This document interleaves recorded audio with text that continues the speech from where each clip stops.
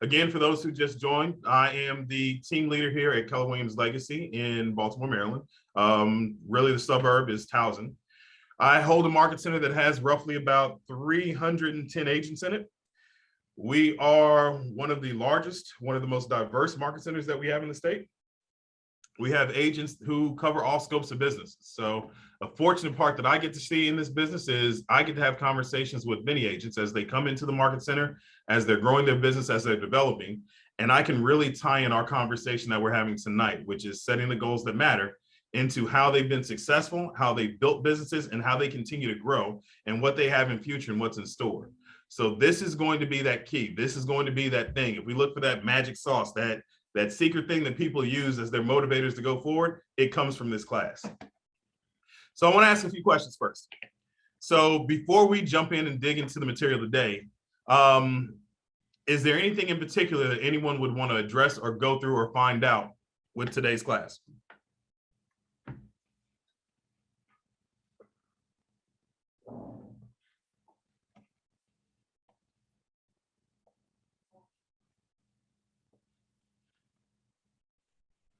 Oh, so y'all just want me to tell you everything. Nobody wants to learn anything new? Oh, you guys are in for a treat then. Okay, so you guys have been through a few classes at Ignite so far, correct? All right, I see heads nodding. I see a couple thumbs up and a couple of yeses that came over in private chats. So what is something great that you've learned in Ignite thus far?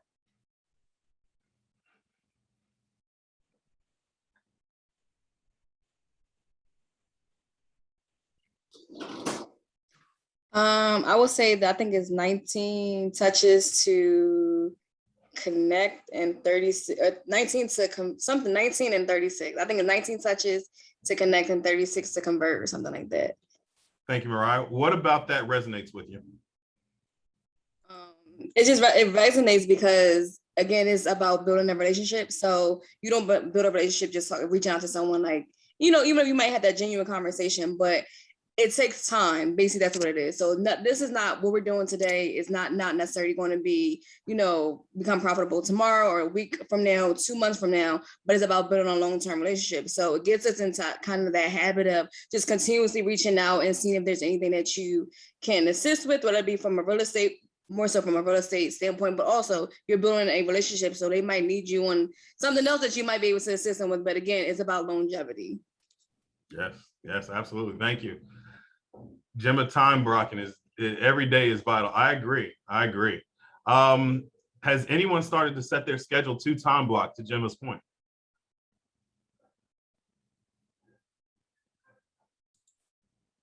I've tried, but I failed.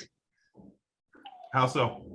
There's a lesson in failure. So even saying failure, there are a few people that you will find that are excited to hear you use that word because it means you're learning from it. So what about time blocking did you fail with?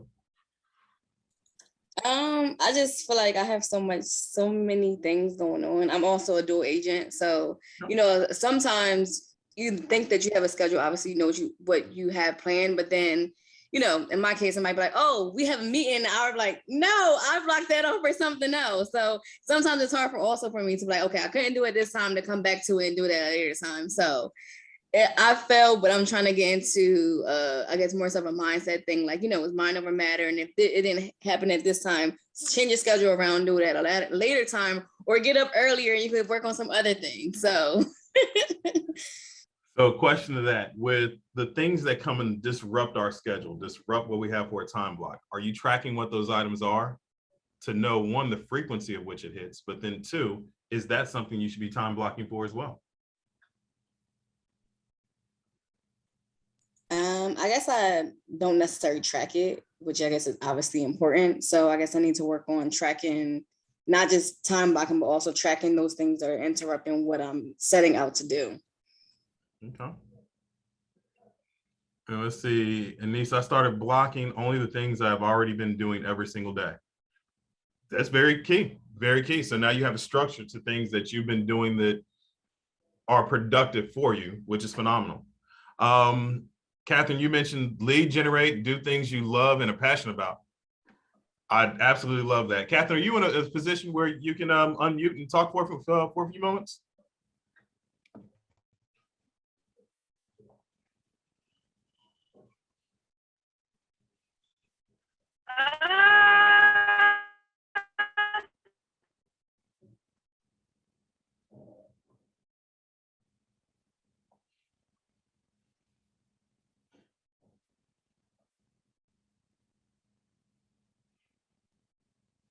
I think we had you, but didn't. But I actually love that topic that you put in.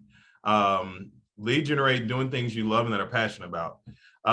We normally talk about lead gen, or when you hear real estate, people talk about lead gen from the traditional methods. What are some lead gen models or some things that you guys are doing to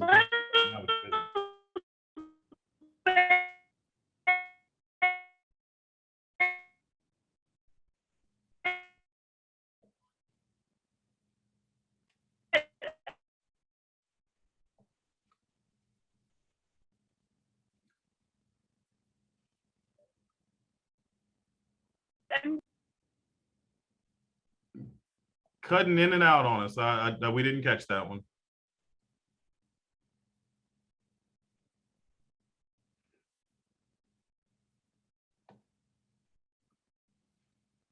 Lee, I love yours. We have to treat the task of time blocking like a job. If we don't do it, we won't get paid.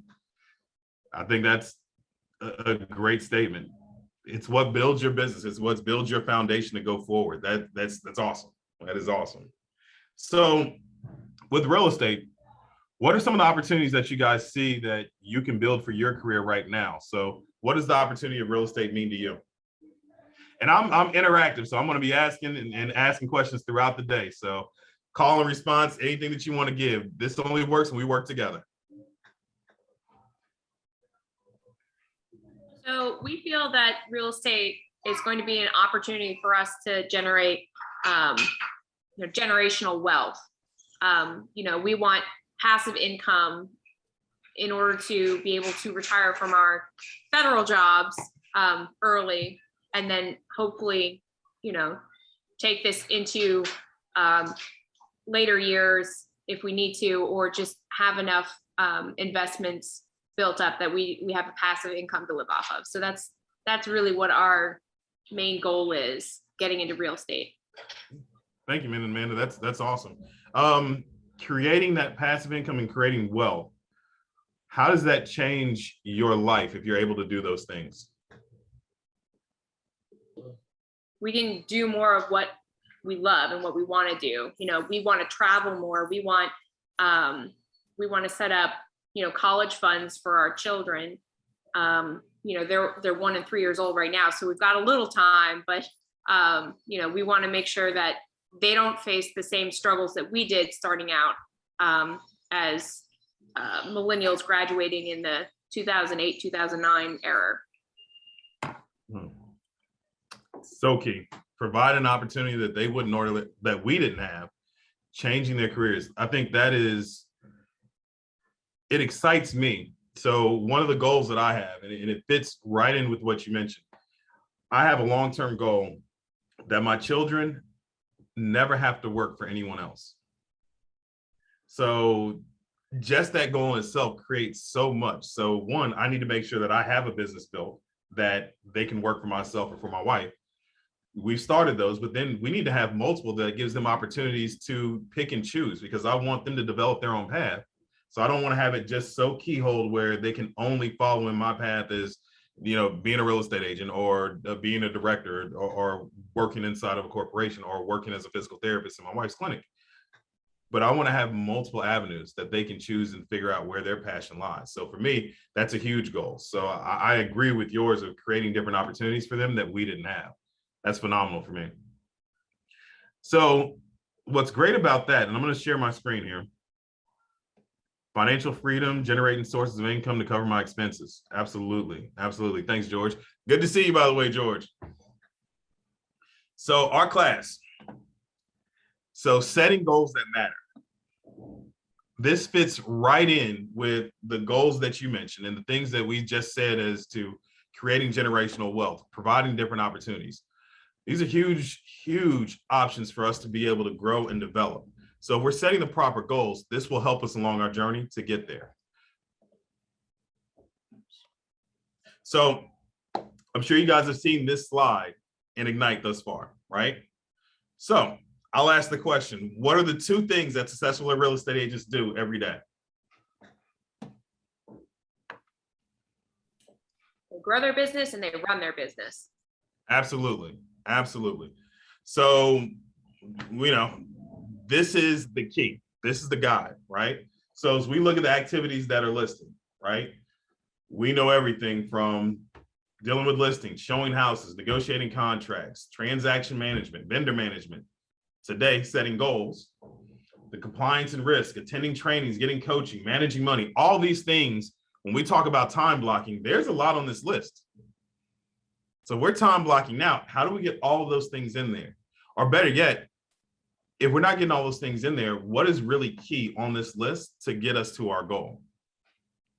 So if we think about it and we're going through, what do you guys think is really some of the key items on this list that if I couldn't attack everything, what is key for me to know, be able to go through and be able to talk to on a regular basis that will grow or run your business? Lead generate. Absolutely. Absolutely. So that's one of the skills Follow up right? Our lead generation, and but follow setting up. goals. And if we're lead generating with goals in mind, trust me, it's going to take you much further than just lead generating the lead generate. And then you guys are already doing the next part, which is attending trainings and getting coaching, right? So all these are the keys that we'll focus on today. They're going to help guide us through our business. So for our module, right? Today, like I said, is going to be fun. We're covering setting goals. And to do that, we have to ask some good questions, right? One of them I asked already, but I'll ask this part from being a real estate agent. Where do you want to go? Where do you want this to take you?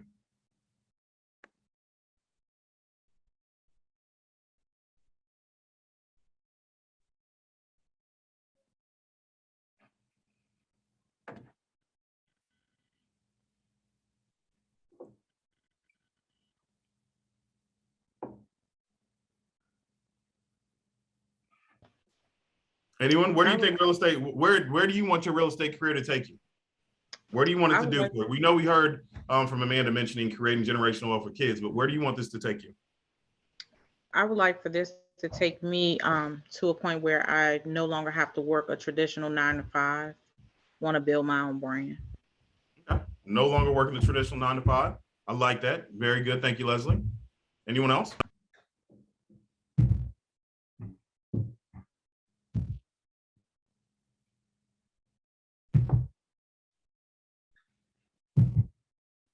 I agree with Leslie. I want to be able to make my own schedule and not have to work a traditional 9-to-5.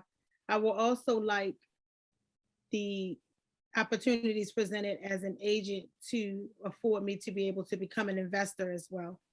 Very good. Very good. Thank you, Sherry. So to get these changes, right, to no longer work a 9-to-5, to have different opportunities come our way, what's our motivation?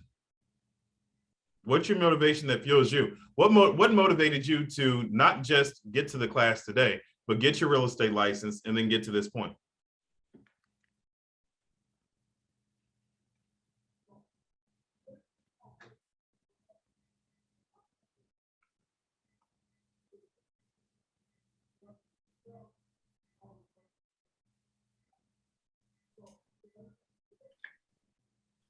I mean, personally for me, like I had a sort of rough childhood where there wasn't a lot of money and not a lot of opportunities.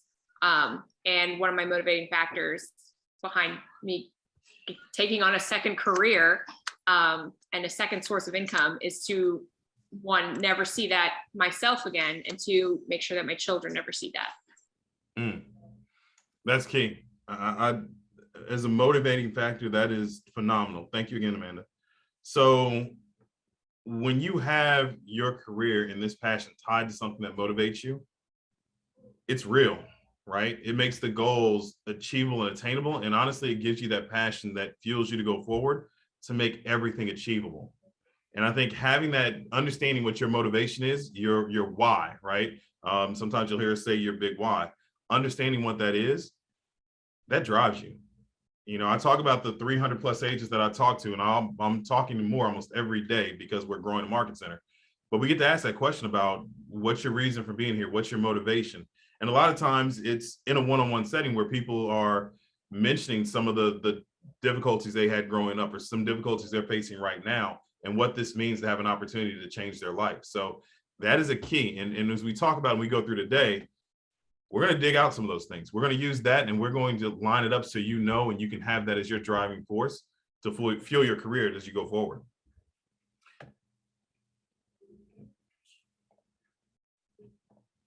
All right, so have you guys heard the one thing as thus far in Ignite?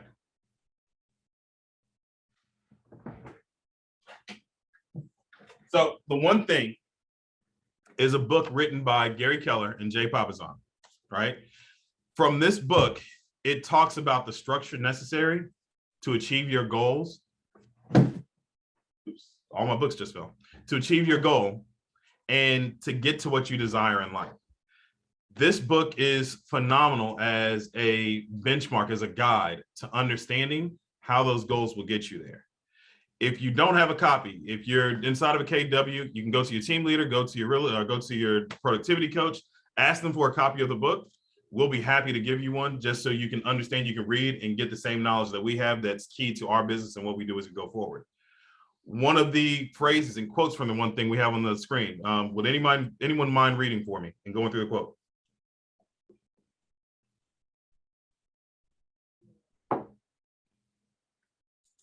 I'll go. Thank you. Who we are and where we want to go, determine what we do and what we accomplish. Thank you. Thinking about this quote, why is it important for us to set goals?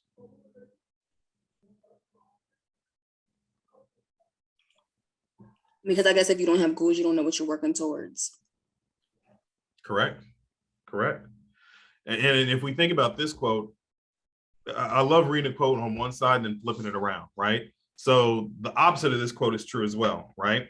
So if what you do and what you accomplish determines who you are and where you want to go, then isn't the reverse the same? If you don't have a goal, if you don't have a focus, then you're just going to be busy and have absolutely nothing to show for it.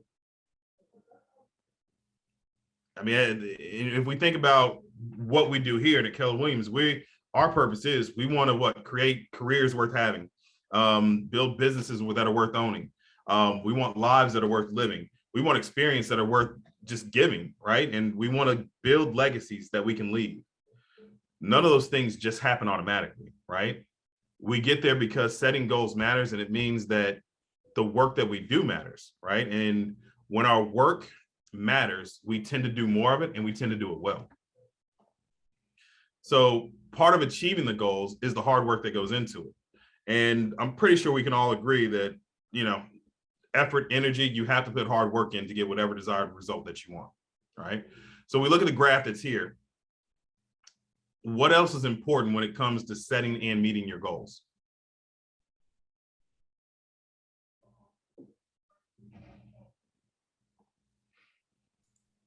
Actions. Actions are absolutely important, yes. The bigger the goal is that you're reaching for, the more you have to put into it. That is very true. Yes. What else do we see?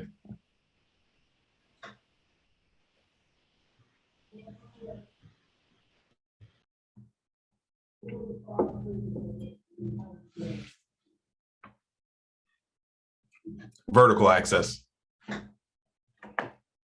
The thinking portion of it. So I Absolutely. guess the same kind of you have to put also, it may require a lot of, I guess, thought. Also, if you're looking for something big to come out of it. Yes, that's right. I mean, you don't get big outcomes. You don't accomplish big goals by thinking small, right? You look at Jeff Bezos, he didn't get to the moon or get to outer space by just thinking about how am I going to ship a textbook to the next student, right? It comes from having that big thought process. His thought process was logistics. How do I move things from one place to the next? And by thinking big with it, it accomplishes, how do I get people off of this earth? Now, there's a whole nother conversation to go there with him, but you get there by thinking big. You can't get a big outcome. You can't accomplish big goals unless you have that big thought process to start it off, right? So where does that big thought come in? Well, you have to ask yourself, what are you doing? How are you going to do it? Who are you going to do it with? And who are you doing it for? If we're thinking big with all of those items, your outcomes, yes, your actions will end up matching it, but your outcomes are going to be enormous because you're thinking big enough to get to that next level. It's going to propel you and your career forward. So if we look at the box, right? And so we take that box from how big we're thinking to the actions that we're going to put out, right? And if you think about that statement of how big you think takes you somewhere, and we draw a box around it, how big is your box, right? How big is the ceiling that you're placing on yourself? Your thought process is what creates your ceiling. So if you're going to create a ceiling for yourself, do you want to create one that has a small timeline, right? The smaller blue box, small thought process leading to smaller outcomes? Yes, we can continue to grow that way, but we don't go from selling 10 textbooks 10 years ago to now we're putting people into outer space. We get that when we think big, and now our actions tend to match that. So I'm curious, we're all either establishing our careers or made some decisions in our lives. When is a time that anyone's had where they've limited themselves or their career by thinking small?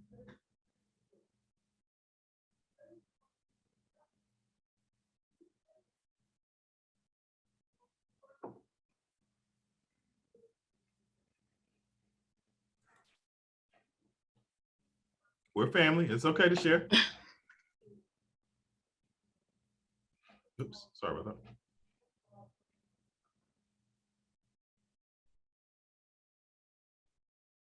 You mind if I share mine? Okay. So for myself, limiting belief that I had, this is before me becoming a team leader. In my business,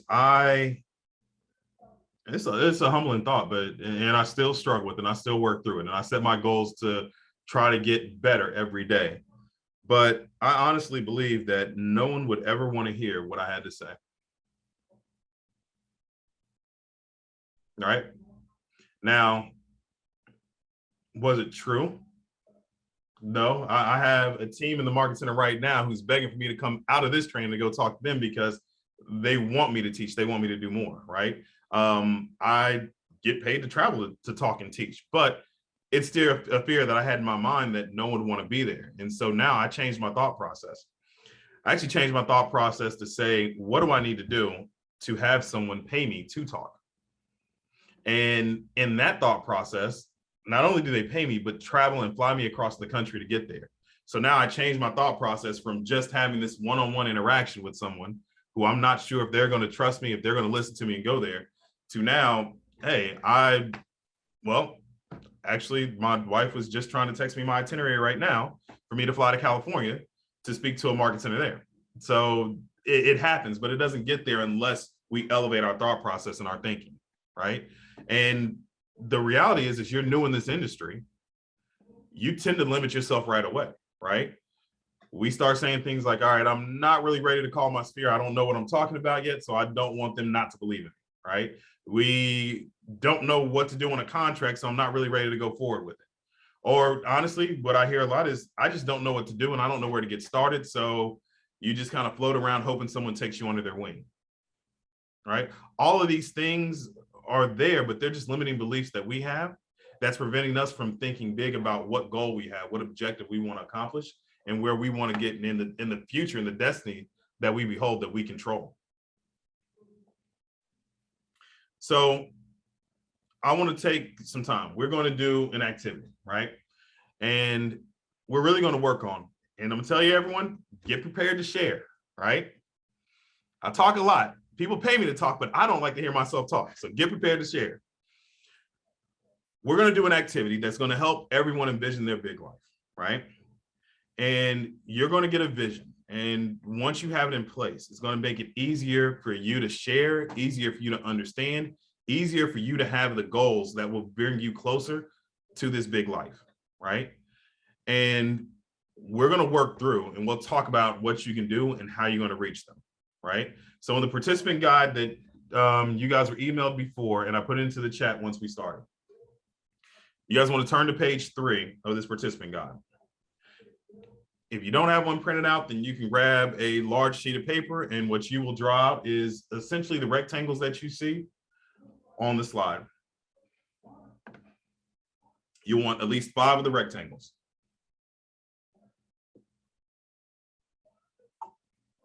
And what we're going to do on the outside of the rectangle, I want you to write the name of a person or a cause that you care deeply about, right? You're going to repeat that for each of the squares. So who are you going to list outside? This could be, well, I'll give you one of mine. So my mother. Vulnerable moment. My mother suffers from a medical condition that really hit in the last 2 years. So we just took her car from her this year, right? Because she really should not be driving as her motor skills are deteriorating. But she had to sell her house and was going into a 55 and over community, right? The community she wanted to go into, she had a specific one that she wanted to be a part of. My mother is younger, so she did not reach an age requirement that would make it cheaper for her. So there was a certain cost that had to be there. She is a person that I started doing work for and that I started doing things in my business specific to make sure that I could help her accomplish her goal. So she would be a name that I write on the outside. My children, right? Let's say you want your kids to go to school without having to pay any college debt. That would be another name that you'd stick on the outside. For those of us who want to travel, that's a cause that you care about. You could write the name of the vacation that you want to take. And who would go on that vacation with you would be there. If you care about other causes. So with her medical condition and a few others, I donate to breast cancer awareness. We also donate to the military. Those are causes that when I go to work every single day, it's something that I think about or want to create a donation or create a fund for. So that would go outside of a box, right? And honestly, you could be one of the people that are outside of that box as well, right? You care about yourself, so it's perfectly fine. This is about you and your big life. So it could be whether there's a health item for yourself, time, money, whatever the case may be, you're writing the person and the cause that you care about outside of each one of these 5 boxes, right? On the inside of the box, I want you to write in what it is about that person that you want to do for them. So using my mother as an example, she needed to move out of her home and move into the 55 and over community. To do that, that's what I list on the inside of my box. And then I write in the amount that was needed. So we needed roughly $50,000 for her to be able to go in. And in addition to that, well, actually $75,000 is the total. We learned more money as we went along, but the total that I would list inside that box would be $75,000, right? For my kids' college fund, I have 2 children. I have an 8-year-old son and a 5-year-old daughter. I would like to have their college fund paid for before they get into high school, right? So with my son, that's roughly going to be about 5 years. Doing the math with inflation, I think it's going to cost each one of my children about $240,000 to cover their entire tuition because I want them to have the option to go to any school across the country they want to go to. So for both of those inside of that box, cover my children's tuition, their name outside the box, the amount that I list inside that box, $480,000. Now I broke that goal down. That's going to be in the course of 5 years. So it's $96,000 a year is what that would cost. So go through, take a few moments, complete the boxes for each one. Once you finish, and I'll give us roughly 5 minutes. Once you have those goals, once you have the cost, once you have what you're going to do for them, give me a thumbs up emoji and we'll continue forward.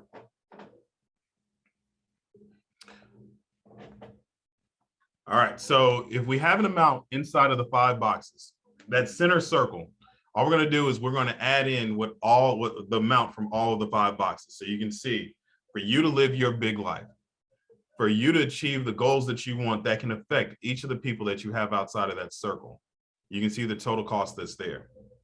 So I want to ask, and this is the part where we come together and we share, right? Someone please share, what do you have outside of, or who are you working for? Who is a goal that, or who is a person that you care about, whether it's yourself, whether it's a family member, but who's one of the people that you listed outside of the box, and what would you like to accomplish for them?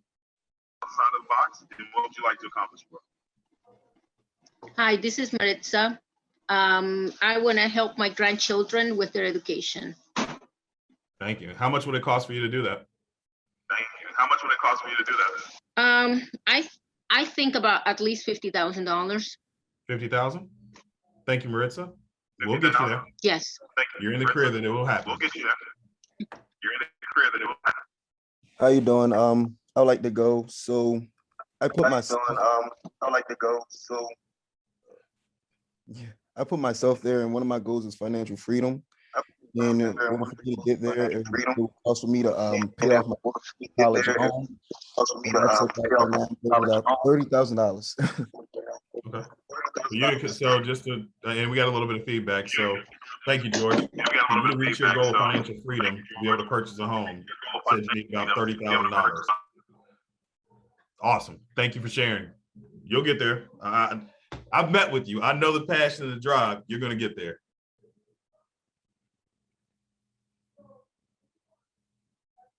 I have had help my daughter graduate from college debt free. And because she wants to pursue a master's, I think it may be about 140,000 for the 5 to 6 years. Okay, thank you. Is she in college now? She's a senior in high school now. Okay, and has she chosen the college she wants to go to? She just started applying. She sent us a couple applications last week, and they have big price tags. Okay, yes. You heard my goal for my kids, 480,000, because I've seen the way the prices are going up, so I already know. Absolutely. And also my wife has her doctorate, and so there's a healthy amount of student loans that we took on. So I want to make sure that they have enough that can cover their goals. Just as you said, she wants to go to a higher level. So yes, I love that you're thinking about not just the immediate future, but long term. Awesome. Sherry will help you get there. Thank you for sharing. All right, no problem. Corey, I love that. My husband and myself to pay off our home. How much would you need to pay off your home?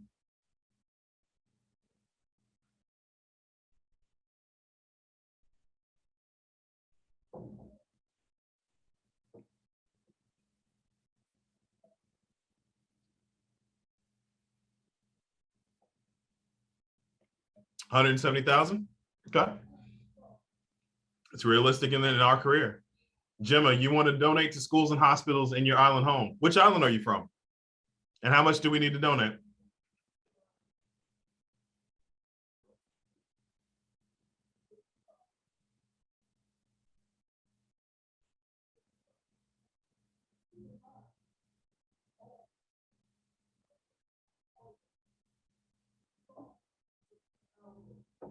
Okay. 100,000 St. Vincent and the Grenadines. Kindred, open a homeless housing community, 100,000. Very much. Crystal, I love that. Get a home for your father, 250,000. Karen, to be debt free in order to purchase and build our forever home. How much do you need to become debt free? Karen? I put down 50,000. Okay. Just as a rough estimate to be debt free. Okay.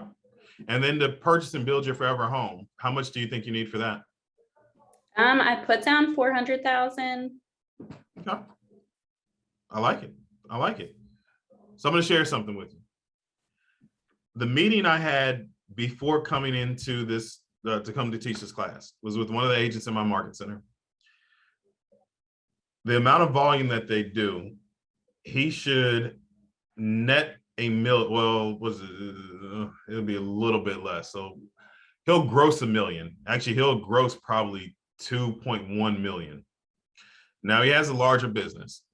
So what he'll net and take home will probably end up being around 600,000 after paying off debt, not debt, but paying off overhead expenses, some of the staff that's there. So if we look at the goals that we've listed, right? So 170,000, 100,000, 250,000, 75,000, 50,000, and let's add the 400,000 in. A meeting that I came from today, we have an agent who is making that. And actually it was a group, so 2 agents. One of the other agents in that meeting, I know their numbers almost directly. So they are getting close for their business to be able to gross about $5 million in real estate.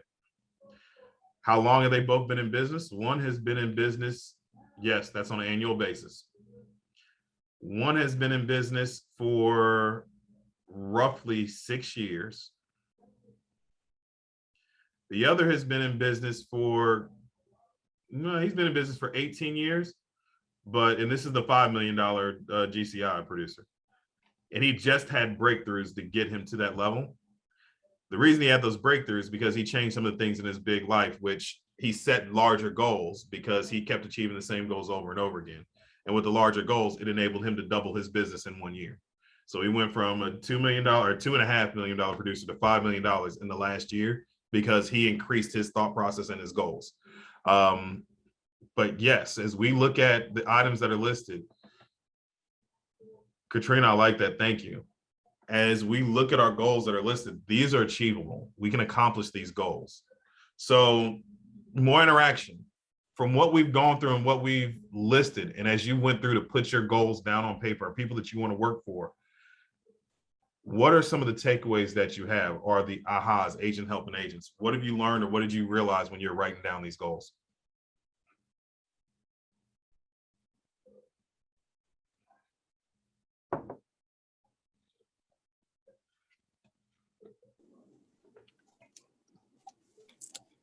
I guess to think on a bigger scale, like even though we all have like may have smaller things that we want to attain, we always think about the big things that we want to attain because it's possible to get there. If you think big, you'll go big.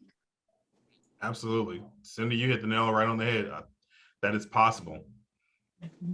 Yeah, Naya, I agree. Seeing it in numbers actually makes it clear and seem possible. Yes, input versus output. Absolutely. And for me, it gives it a structure of, and it breaks down things that you might think about all the time, but to see it writing it down on paper, it just makes it more realistic. And it could be possible. Yes, no, it is very realistic. So, and I'll go and I'll give examples, and I promise I'm not that old and I don't have that many examples, but for me, one, achieving this goal for my mother, which I told you 2 years ago, we found out she had the issues. We just found out, actually, it was, what month was this? I went and spent a whole month in Kansas City during COVID. Everything was fine then. We came back, it was August, so it wasn't even a full year. August, things started to change, and she started to get a little bit worse. So I had to shift, because of the money that she needed, my drive, my business practice. Now I'm making money, I'm saving money, no thought process, but now I got to change in my big life. Mama has to be taken care of. I have to make sure that anything she needs in this world is taken care of. How can I go from, I just took a month off, right? And it was easier with COVID and things that are built up, but took a month off, but then come back to find out that, hey, couldn't tell you why you're here, but this is what's going on. And now knowing that, all right, we need, and at the time, $50,000 like that, what do?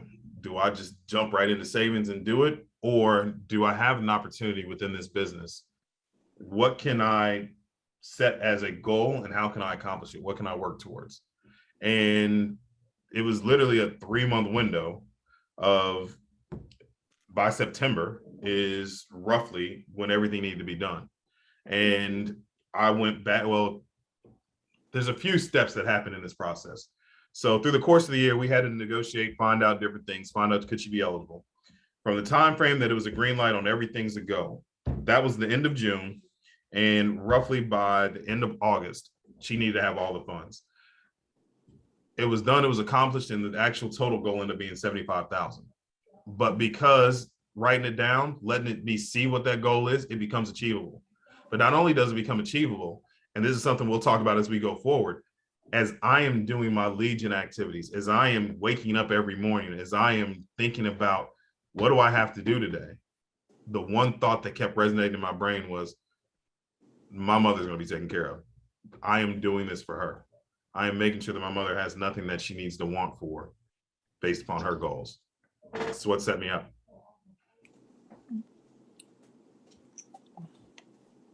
Lillian, thank you. I appreciate that. Thank you. It's amazing. All right. So you guys have a vision now. All right. You have it on the paper that's in front of you. Now, I told you guys, I'm going to help you get there. We're going to find a path. We're going to find a way to do it. So we're going to start working through now, right? How do we achieve that goal through real estate? How does real estate transition what's available to you to achieve those goals that you listed? So what we have to understand first is money, right? We got to understand how your commissions work. You know, as a new agent, we kind of laugh about it. We see it, and what we laugh about is you get your first closing, right? Matter of fact, I had my first closing. My first closing actually came, I was in New Orleans, Louisiana. So I am young. In New Orleans. You just gave me some money for doing something that comes very easy. And really, I had a great client. They were phenomenal. And actually, after the closing, we actually did the closing at their sister's house. And when we did that closing, they ended up having, what's the name of this drink? White Russians was what they had that night. So we are celebrating, we're partying. I have a huge check. I am about to go on bourbon at some point in time, with the exception of one thing. I did not know that milk was in a White Russian, so that night did not end well. But I had fun. It was amazing. It was great. So I didn't get to spend all the money, which ended up being a good thing, because what I didn't realize was you have taxes. I have expenses. I have bills that, yes, I know I'm going to take care of them, but you just gave me a big check. Let me go out and have some fun. But all those things come in. So when we get the money now, right? And it's going to be great when you get the first check. And I guarantee somebody's going to do something crazy and probably worse than my White Russian story, but enjoy it, right? But as we build our businesses, right, we actually have to know where things go, right? So if there's a closing, and I'm going to ask this question, we have commissions, right? Does anybody know what the typical commission is on a real estate closing that gets paid out from that transaction?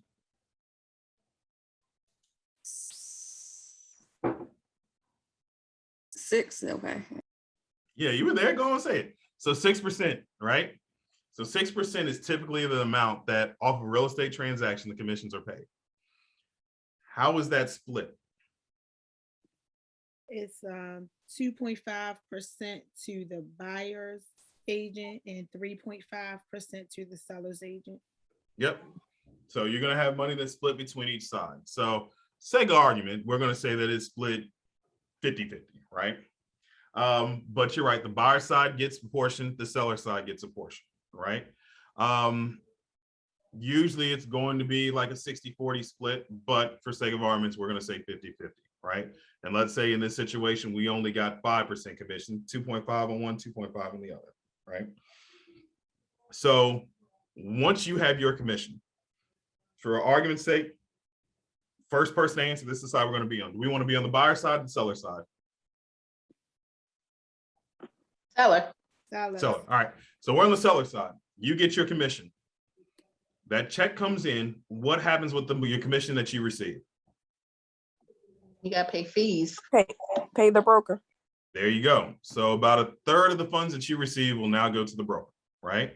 So with KW, it's going to your market center cap, it's going to your royalty fees, and then any other ancillaries based upon whatever setup you have at the market center, right? And how you have your agreement. So for our market center, it's your cap, it's your royalty, and then your monthly dues. Typically, you are paying those, but some people will have it come out of their monthly commissions that are paid, right? So now you pay the market center. What happens to the rest of the funds?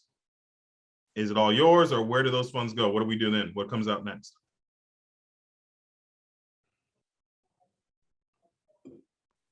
Taxes. Before we even get to taxes, what are the two things that real estate agents do every day?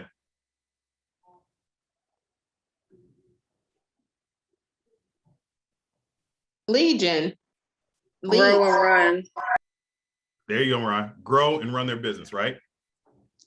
So yes, Kendra, lead gen is in there because that's what you're doing to grow that business, but you're reinvesting in that business, right? That's part of growing and running it. So you're going to have a fee that comes out that you're reinvesting into your business, right?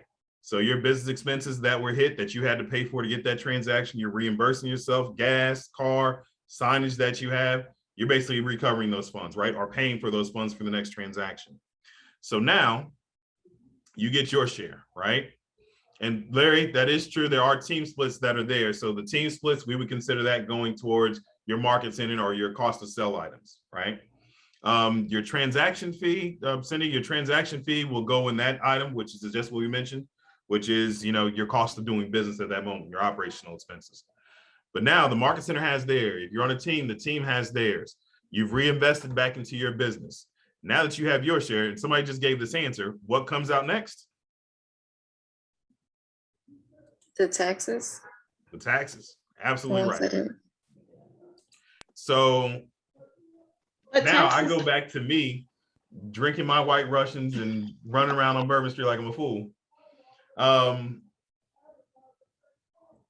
It's not that you're not taking home as much as you think.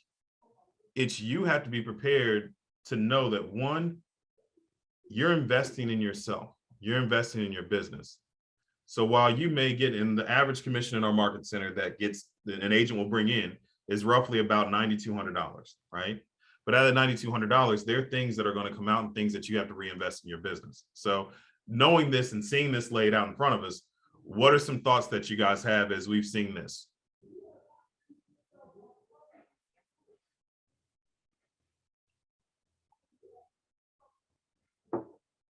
You have to What do I do to make more? Okay. How do I make more? Make How do more. I reduce the fees and have more in my take home? Okay. That's a great one. Capping. Yes, that's an easy answer, which is yes. The more you produce, you cap, and then 1/3 that originally goes out no longer goes out because you cap, right? So being productive does make it much easier to go through. Yep. Sandy, pay estimated taxes? Absolutely. Please pay your taxes. Trust me, you do not want to get hit with that tax bill 2 years later because you thought you could skim. You don't want that story because that was not so nice because I got that being married and your wife doesn't want to see a tax bill that you didn't take care of that she thought you did. Long story. About to get in trouble now just thinking about it.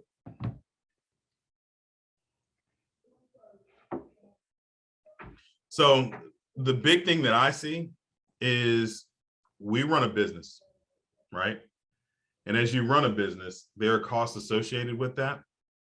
So while we may make a certain amount, if we are truly investing in ourselves, truly investing in the goals that we have on that paper, we have to be aware that just because we get a check for $10,000 doesn't mean that full $10,000 goes into our personal account and we just get to run wild with it, right?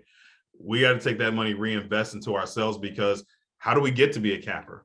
We've invested in the things that can push us to our next level, right? We've invested in the things that will grow our business, invested in the things that help us run our business, invested in the things that make it easier for us to obtain and get more.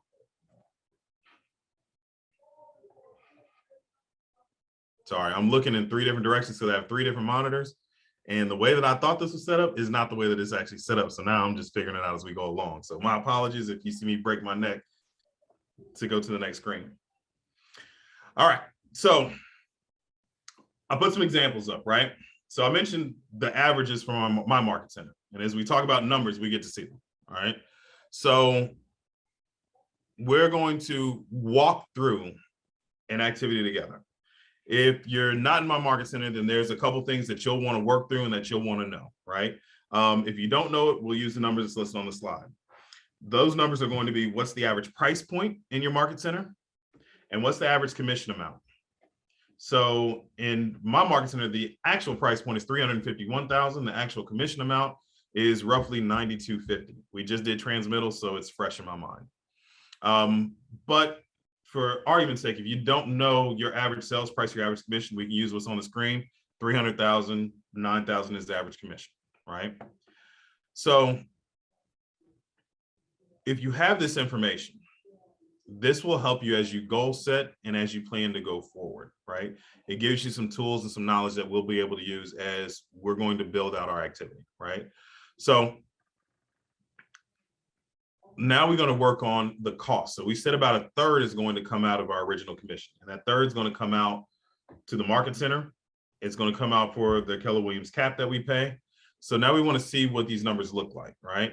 So on each transaction, and our split is at a 70-30 split. So each transaction that would be there, 30% goes into us, 6% goes into the franchise, or 6% goes to Keller Williams International.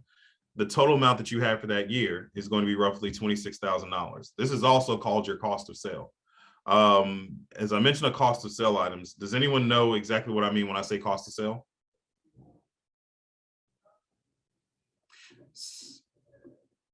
So I use cost of sale, and I also will say operating expenses. Those are two completely separate things. Your cost of sale items are expenses your business is going to incur because you're in business or because you've acquired business. So your market center cap, the royalty that you pay, these things are not due. Your business won't incur these until you close a transaction or you have commission. So that's a cost of sale item that goes into your business. As you go through the red book and we start talking about your budget, your models that you build out, you're going to go through what we call a 30-30-40 model, right? So the net profit that you receive. So out of your total commission that you earn, you're going to have your cost of sale. 30% of that should go towards cost of sale items.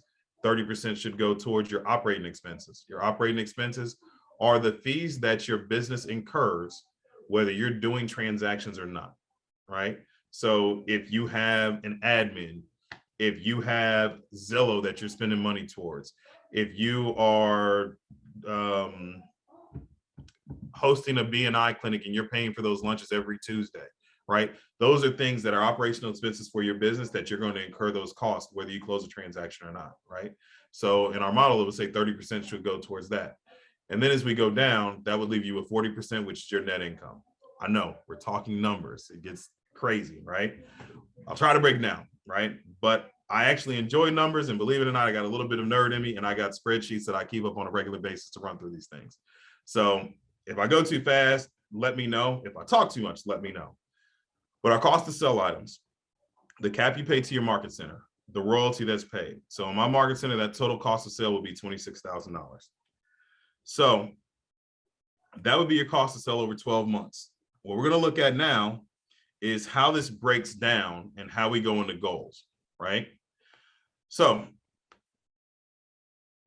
what we want to work towards is how many transactions do we need to do to get to a net income goal? Now, traditionally, we jump into real estate, and one of the goals that we hear is we need to make $100,000, right? This is my annual amount that I need. I know that I made it. I know that I'm sufficing. So we're going to use 100,000 as our target, right? So what we're going to do, we're going to add in what we need from an income goal, from the company dollar and the royalty cap.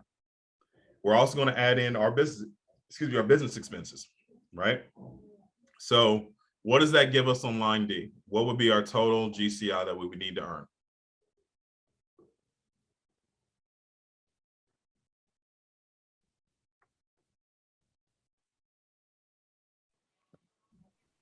$176,000.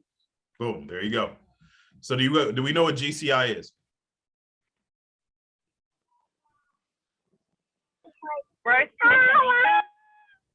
Gross commission income. Absolutely.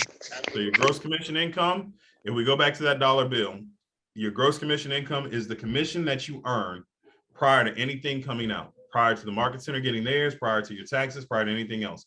Your gross commission income is just the total amount of commissions that you earn from transactions, right? So if we want to reach our goal, 100,000, we know we have the royalty that we pay to the market center. And then we look at, we're reinvesting to our business, right? And we're putting 50,000 back into that. The total GCI we would need would be 176,000. Now, if we're using that average GCI that we talked about earlier, $9,000, what we're going to do is we're going to divide 176,000 by 9,000, the average GCI by the total amount we would need to get to that goal. That's going to equal out to 19.5, but we're going to round up because we don't sell half houses, right? So that means we have a transaction goal of 20 homes.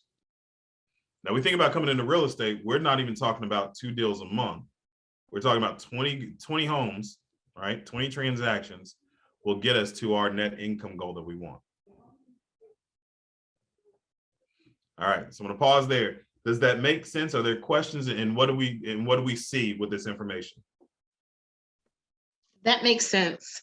And it, I'm not a new agent, but I'm new to going full time.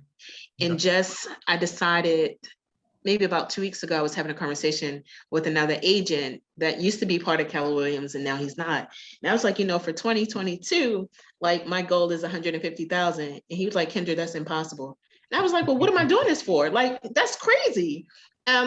For me, it's like, that's easy. I do 2 transactions a year at minimum just to make sure that I pay my dues and all the other fees aside from that because of my other businesses. And I'm thinking like my side hustles make 100,000. So you mean to tell me I can't make 150 doing real estate like now? So to see it on paper, I now question what is it that he's doing wrong and what it is that I need to do so that I don't mirror what he's doing, because I just thought that 150 is easy in real estate because it's based on me. I can sell myself to make that. So to see it now, thank you. Thank you. You know what? And you're absolutely right. You see it. But here's the thing you said. What is he not seeing? If we go back to the very beginning, we're talking about the limiting beliefs that we have, right?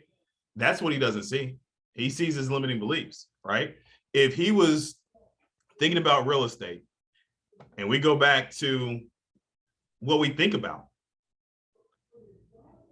his thought process into what outcomes he can get, if you're thinking small, what do you get? And if I'm thinking of small and I got small outcomes, somebody tells me they want to make 150,000, I hear that's impossible. Well, I just told you, I just came from a meeting with legit millionaires having conversations about, and the conversation we had was about what businesses are we going to grow next? How do we grow? How do we get there? Right?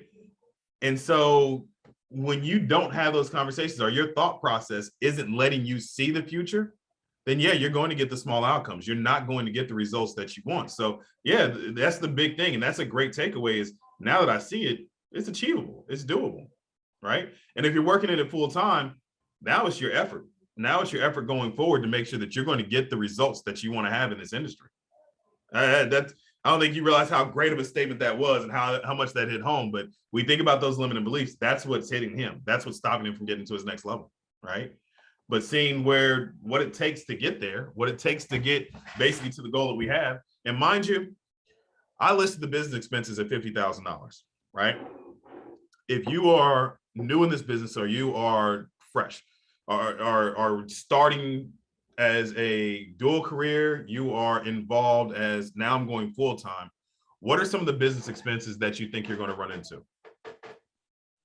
One of the things, what you said about lunches, I've connected with a loan processor, and we're going to do Zoom meetings for home buyers, like first-time home buyer seminars or something similar to that. And see what we get. Just put it out there and see what we get. So I'm thinking that marketing material, connecting with people, gifts. I have a transaction that's scheduled to close, and I've been thinking like, what gifts? I haven't done it in the past, just something small, but what gifts can I give my buyer to show them that I appreciate, but also so that they can like, hey, go to her, something that's thoughtful, but yet meaningful and useful. So those things, that's a business expense because it's a gift.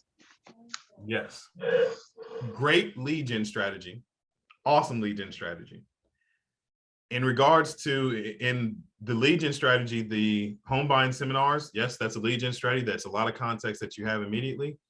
But then the gift aspect. A gift goes a long way. Sometimes I wish my wife was here because she would tell this better than I. Actually, she would probably just look at me and roll her eyes and walk out the room. But I am probably the worst gift giver I know. For her birthday every year, I am terrible at giving a gift, right? But I changed and I worked on it. But when it comes to and this is actually why I'm probably the worst gift giver, because she says I can give more thoughtful gift to my clients than what I give at home. And my thought process is because, yeah, I buy stuff throughout the year based upon what you need. And that's her other point is you give a lot better gifts to me during the regular parts of the year. But when it's a structured gift, whether it's Christmas or birthday, I am the worst, right? But throughout the course of the year, I'm good. And what I recognized, I read a book, just put in the chat, Giftology. This is a phenomenal book when it talks about gifting, why we gift, how we gift. So from an operational expense, yes, if you are going to fund gifts as part of your business, it can go a long way. What the book talks about, and actually I don't have that copy here because I gave it to my wife for her physical therapy clinic. What did you learn? And Kendra, I'm going to dig into here. What did you learn about your client during this transaction? She's a gambler. She likes to socialize. And then buying the home, when we were looking for homes, one of the things that was important to her is that she has space to entertain. So I know that I'm still trying to get more, of the things that she liked, as well as the things that her husband's like. He's really, really like closed. He don't talk too much. He's straight faced, and she's the talker. She's the person that does speak and never stop talking. So that's what I learned. She's me. Okay, I get it. So here's an idea for a gift, and this is what Giftology will tell you. You built a relationship, you cultivate it. If your gift becomes an experience for them, that gift goes further than anything else that they will receive. And now if you tie that gift into the experience that they had with you and an experience that they enjoy that lets them know that you paid attention to them, what comes out of it? So an example of this, hold on. I'll leave that up. An example of this would be she loves to gamble. So she loves to entertain. What if you host a casino night at her home? You pay for dealers to be there, and maybe it's just a poker night. You give her a gift set of chips, but not just gifting the chips to her, but now the chips that you guys have the poker night with are the specially crafted chips that you created for her. You have a dealer who will be there all night for her. And now she's invited friends who will be there, so she gets to socialize. She gets to have her gambling night, right? Or even if it's just a regular card nights, which somebody see me in spades, see what happened. I'm challenging everybody right now. But if she has that, now you gave her a gift of the poker set, but you created an experience around that gift that now everyone who's there during that evening, even if you don't show up, which there's reasons for you to and not to show up, but now you're the topic of conversation. You created an experience for her, and your gift is something that the poker set that's handcrafted might cost. Let's say we get a really good one and we spend $200 on it.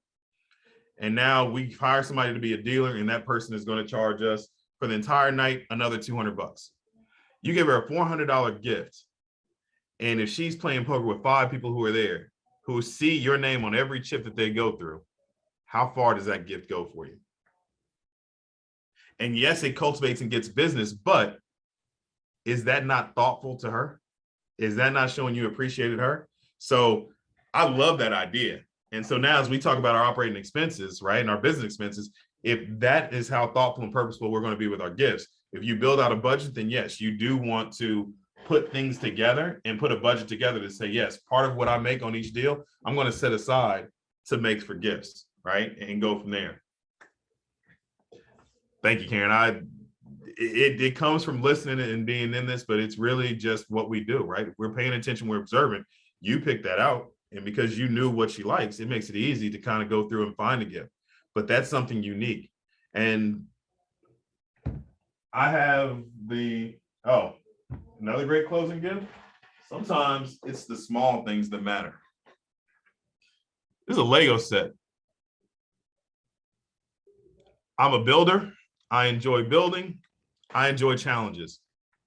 So this was a gift from one of my coworkers who just said, you do a bunch. I know you need something to work on and build because we have a few things that are going right now that I don't have to actually have my hands involved in. So it was a joke to keep you out of our business as we're building what you want. We gave you something to build. Great gift. Sits in my office. And it reminds me that sometimes I got to stay in my lane, but little things like that go a long way. A long way. Right. All right. So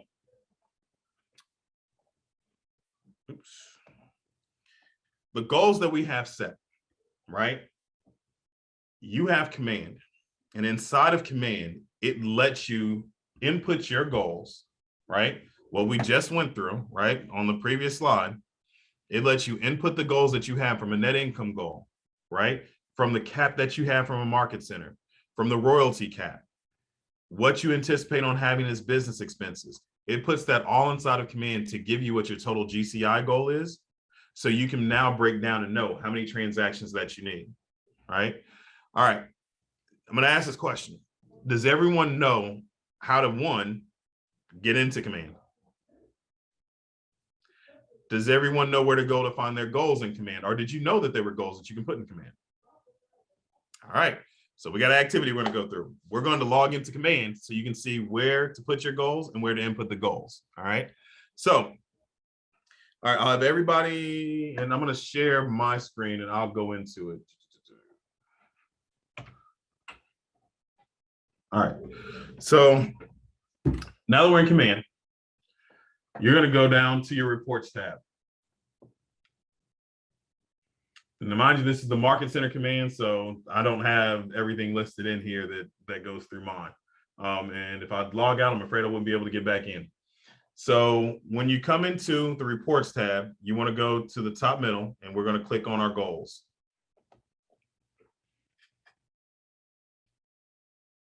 Now that you're in your goals tab, what you're going to go to is you can set your goals, whether you want to do it for the remainder of this year, or we can go through and set our 2021 goals. To do that, we're going to go into goal setting. And now we'll get started and we'll input what goals we should be. So is everyone on their command? All right, have you been able to get in? Were you able to get to your goals to goal setting? All right, perfect. So we're gonna do, I'm gonna give you a few moments. Go through, when you're going into your goal setting, you're gonna list your annual profit, right? What is the amount that you wanna make for the next year, right? Our expenses. Use your expenses. If we use the regular model, it's going to be, well, you're going to make up, you're going to say your cost of sales should be roughly 30% of what you have for your annual goal, right? We'll break that down, we'll list it. Make up how your business should be, whether we're going to do 50% listings, 50% buyers. If you know your average commission, right, per unit. So if we're listing our average commission, 9,200. For buyers, let's say we're only making 8,500 if you know your numbers, right? If you don't use this as an average, it's going to be relatively close. Say we want to use 100,000 as an annual profit goal, right? It's going to break down your goals, right? Cost of sale and expenses. It's going to break them down based on the millionaire real estate agent model. So it ought to be already be listed for you. Now, when we go through, this is where you're going to have another class that will come in. This will break down your goals, not just from the numbers perspective, but it's going to break down your goals to what you need to do every day to hit it. So we'll stop at just inputting what your annual goal is, let it break down your expenses, what you want your list and your buyers percentage to be, what the average commissions are. If you put that in, then it will list everything and have it set up for what an annual GCI goal and where you should be. If we want to change our expenses, go ahead and change them. Let's say I'm a new agent or I am dual career. I'm not ready to jump a lot of money into my business. I'm only going to put 20,000 in this year from what I make. Cost of sales, your cost of sales goes to what you pay the market center. So for my market center, 26,000. So now I know my annual GCI will be 146. If we want to go with the example that we had previously, well, we know it was 176,000 because the expenses were at 50.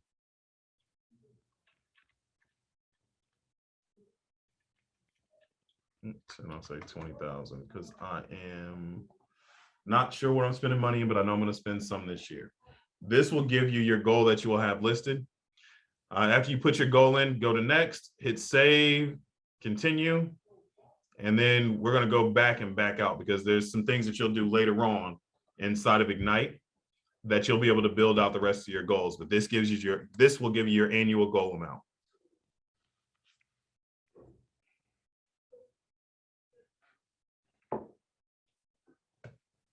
All right.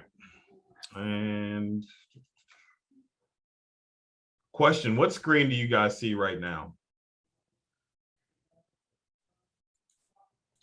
Your command. You still see my command? Okay. Mhm. It looks like the PowerPoint. PowerPoint. All right. So if that's the case, what do you see now? Yeah, the PowerPoint. It's do the right activities. All right, perfect. So I told you my screens are a little bit jumbled, so everything's on one screen being shared right now, so it works. All right, so I've talked a lot, right? I've engaged. I wanted you guys to see some of the goals, right? And we look at the numbers. The reality, and I'll be honest, the first time that I was sat down and told to write out my goals and have them listed as large as possible, it discouraged me a little bit because I realized I needed a hell of a lot of money and I had never been in a situation that I learned how to make it, how to create it.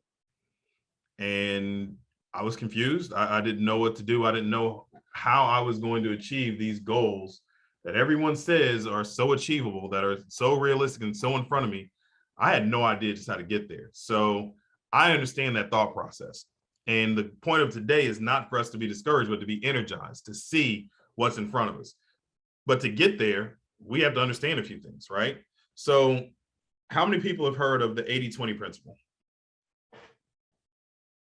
And I'm not talking about Tyler Perry, not that 80-20 principle. There's a different one. All right. So Sherry, you raised your hand. You mind sharing what the 80-20 principle is? If I'm not mistaken, it's 20% of the effort that you put forth produces 80% of your results. You are absolutely correct. Absolutely. I just finished that in the Millionaire Real Estate Agent. Perfect. Perfect. It's true, right? So, you know, there's a story, right? And as you stay inside Keller Williams, you'll get to learn this story and you'll hear it over and over again. Essentially, it's called Pareto's principle. And what actually happened was there's an economist who was doing some research, right? And he was doing research in the 40s. It was an Italian guy who was doing research, or Italian economist doing research. And his research was on the vital few and trivial many. And essentially what it was saying was that the results of a small percentage of your efforts lead to the majority of your results. What he used was Pareto. He used his research that said in his small village, 80% of the wealth came from 20% of the people, right? And so as this research was dug into, it became, and it took on the name Pareto's principle, or the 80-20 principle. And just as Sherry said, 20% of your results, or 20% of your effort, or 20% of your actions will lead to 80% of your results. So we have a conversation all day that we talk about big rocks, right? And when we think about the two things you do as a real estate agent every day, you grow and run your business.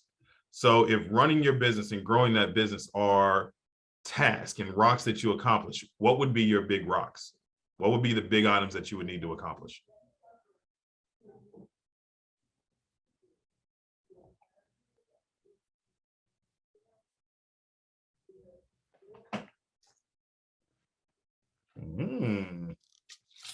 What's the first thing that you need to do to grow your business? Lead generation. Lead gen. There you go. That's your big rock. That's what you need to do.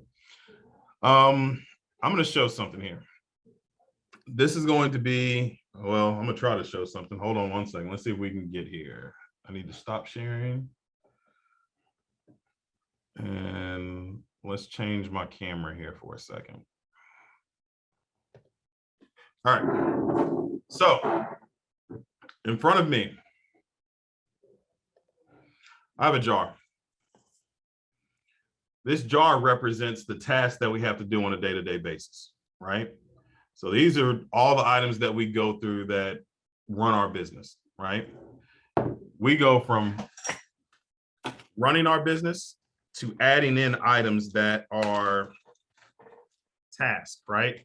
So now we're going through trainings, and so I was adding to this jar. So I'm adding in just different tasks that we go through, right? Whether it's the trainings, whether it's listing presentations, meeting with buyers, meeting with sellers, doing all these things for our business, right? So now our jar is starting to fill up, right? Now, everything that we're doing to grow and run our business, the one thing that I haven't mentioned that we do yet is one of our big rocks, right? Our big rock, lead gen. Now, looking at everything that's there, if this jar represents the course of the day, just like we always feel, there's not enough hours for everything to be done, right?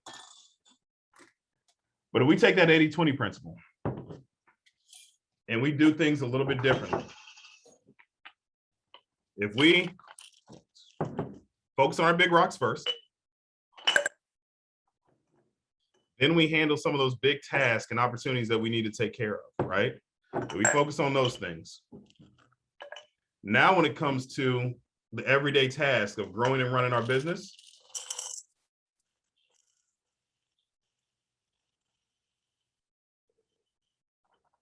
guess what we magically have? Enough time to accomplish everything through the course of our day. Right? So we went from, and we look at that 80-20 principle, right? And we focus on our big rocks, right? If we focus on the big things in our business, it's amazing what we can accomplish. Literally sitting here, we weren't able to put everything into a jar, but now we can get it all in there. So focus on those big rocks, and that's what's going to take you farther. That's what's going to help you grow and develop and run your business, right? So we're going to go back to screen 2, share. All right, so going back to the one thing, right? Another way that we talk about the 80-20 principle, right, comes from the book, The One Thing, right? So I'll ask somebody, please read the slide for me.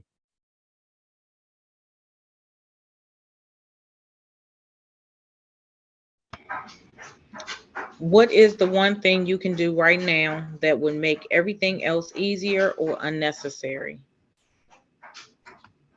So I just gave you the example from our day-to-day things. So we're thinking about our life as a real estate agent. What's that one thing? Lead gen. Right? We think about our business, we see it. Lead gen is that one thing that can change everything for you. Now, you guys, there was an example given earlier of, doing the home buying seminars. And I said then, that's a great lead gen opportunity. That is definitely something that's phenomenal. Lead gen looks different for all of us, but it doesn't matter how it looks for you as long as you're doing it. So I enjoy talking about lead gen because I think lead gen is so different for so many different people. But you got to focus on it. And if you focus on it, you'll be amazed what comes out of it. So I don't think he's on, sorry, I'm scrolling through the name. Sorry, I don't see him. He's a young man that's in my office. We're talking about lead gen opportunities for him. He's younger. And by younger, I'm not sure that he is 21 yet, right? Great things I can say about my market center. Some of the kids or some of the young men in my office who aren't 21 yet, one of them has just finished closing $1 million transaction as well. So we got some people who are doing some things, right? They're working towards their goals. They're getting there. But this young man came in. He's been with the market center for roughly 4.5 months. In the first 2 weeks that he was here, he went out and he lead gen the way that he knows how. So he has a shoe business and he designs, cleans, and does that. And that had somebody say, hey, now that you're in real estate, can you help me find a house? Took him 4 months. 4 months for that transaction to close.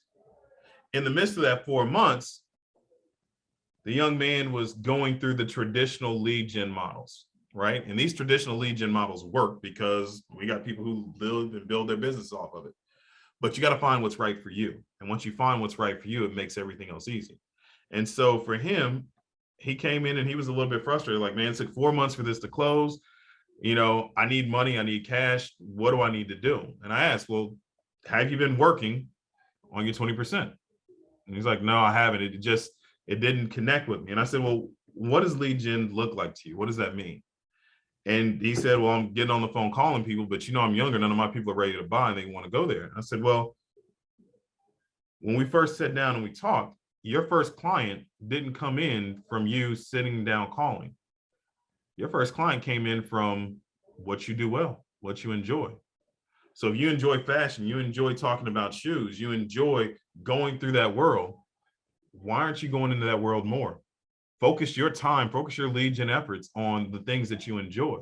And so immediately from there, he left that day, and was thinking about it, came back the next day and he said, I already have another client. Awesome. How did you get him?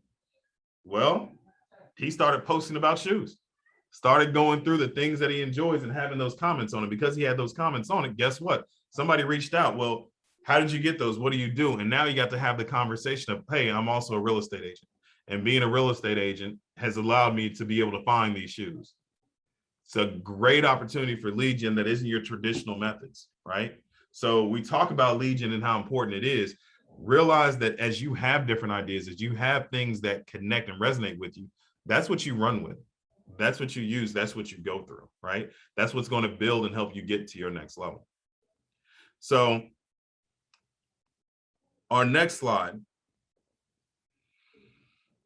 we talked about our goals and we talked about lead gen. And if you know us at Keller Williams, you know that we don't try to reinvent the wheel, right? We don't try to reinvent the wheel because we follow models, right? The millionaire real estate agent is there because they're millionaire real estate agents. What do? How can we follow your model? How can we use your systems? What tools do you use to help you accomplish your goals? So for this, we have a tool that is great for accomplishing our goals. And that tool is called our 411. Does anyone know what a 411 is?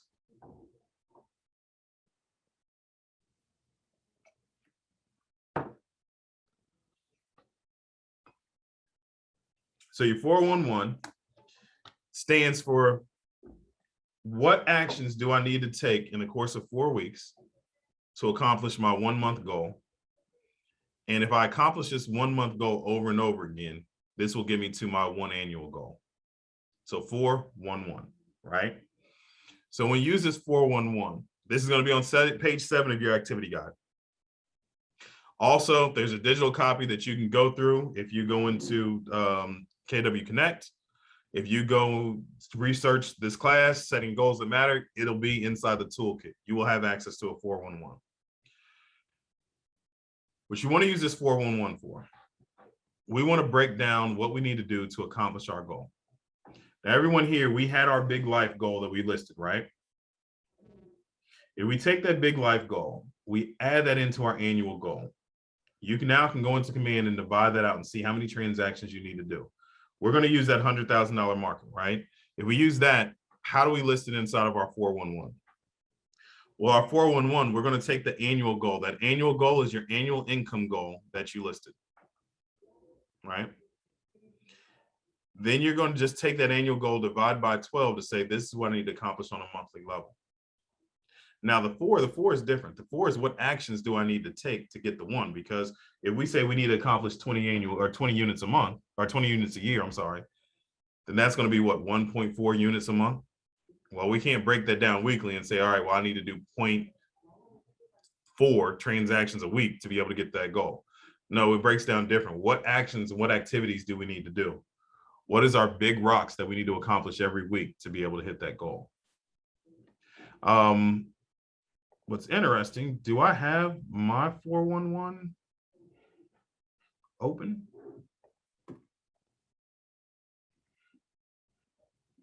I do. All right, I'm going to share my 411 with you. I said we're sharing and we go through. I actually don't have the financial part listed on my 411. But on my 411, I have a few things, right? So I want to grow my market center to 500 agents. And I actually do a 411, right? So a 3-year goal is to get my agent count from being roughly over 300 to 500 agents. So what do I need to do at the end of 2022 to know that I'm on that goal? I need to add 100 agents next year to my market center. So then what do I need to do this month to put me on track to reaching that goal? So I need to add at least 10 agents to my market center this month, but then I also need to meet with 4 of my capping agents to review their business plan to make sure that they're on track for 2022, right? And so now I go through, how do I break down my weekly goals? Now it's important when you break down your weekly goal, you're breaking down the weekly goal 1 week at a time. You're not listening for every week. Why? Because if I don't accomplish my goal for the first week, now I know what I need to increase and do the second week, right? So for myself, I need to have a meeting with 3 non-KW agents each week to be able to add 10 in that month, right?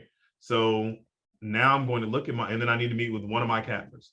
So for me this week, I've already met with 2 non-Keller Williams agents, right? I've had 2 appointments with them thus far. Tonight was supposed to be number 3, but I got a text earlier that we're gonna have to reschedule for Monday. So I know I need another appointment.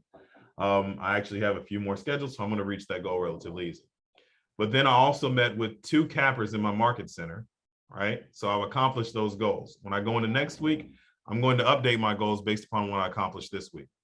So as we go back and you look at doing your 411, it can cover every aspect of your life. So personal, I'll be vulnerable again. So there's a couple. So my wife, we want to open a second physical therapy clinic. So at the end of 3 years, we should have our second clinic that we're able to open.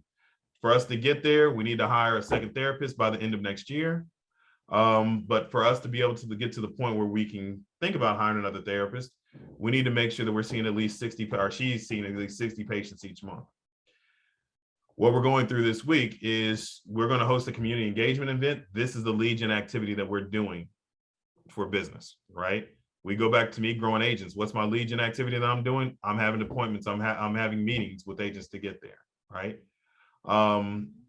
Another goal that we have is a health goal. Now, I don't have a 3-year health goal because I ain't running a damn marathon, so I'm taking that off the list, right? That just ain't gonna happen. The way my hips set up, the way my sciatic nerve kills me, I had to change that. But I need to get back under 200, right? But I know that I go full speed ahead or I don't do anything at all. And I'm an expert at not doing anything at all. So now I need to find a balance. So instead of me going full speed ahead and then having another hip flexor injury, I'm going to start easy. So by the end of this month, I should have done at least 300 push-ups, 300 sit-ups. If you work out, yeah, I know it's not a lot, but mind you, I don't like working out. So I got to start somewhere again, right? And what do I need to do to get there? So I know there's 4 weeks in a month, but if I just do 50 push-ups, 50 sit-ups this week, right? I'll get there. So Tuesday and Thursday this week, that's what my goal is, right? That'll give me 100. Hopefully I'll do it again next week. I'll do it again another week. Thanksgiving is in this month and I damn sure ain't working on Thanksgiving. So that's why it's only 300 versus 400. Yes, I know there's 4 weeks. Don't judge my goals. It's my goal. And then here's another personal one. So now that I'm telling you, I have to accomplish it, right? I want to host a TED Talk in the next 3 years. For me to get to a TED Talk, I need to be better at my presentations. I need to be better at having conversations. To get there, what do I need to do? So here's the one part. So at the end of 1 year, I want to complete the Toastmaster circuit, all right? For me to feel confident going through Toastmasters and giving speeches, I'm going to utilize things we do each month. So for this month, I needed to teach another class in the Market Center. I'm teaching you guys this evening, so that accomplishes that goal, right? And then I'm also going to explore other opportunities. So I've been, they reached out for me to teach in a couple of different places. I also need to add on there that I just got booked to teach in California. So that'll be added into my goal. Actually, I can add it in here right now.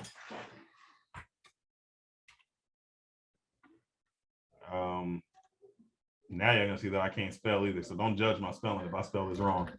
I'll tell you spell Anaheim.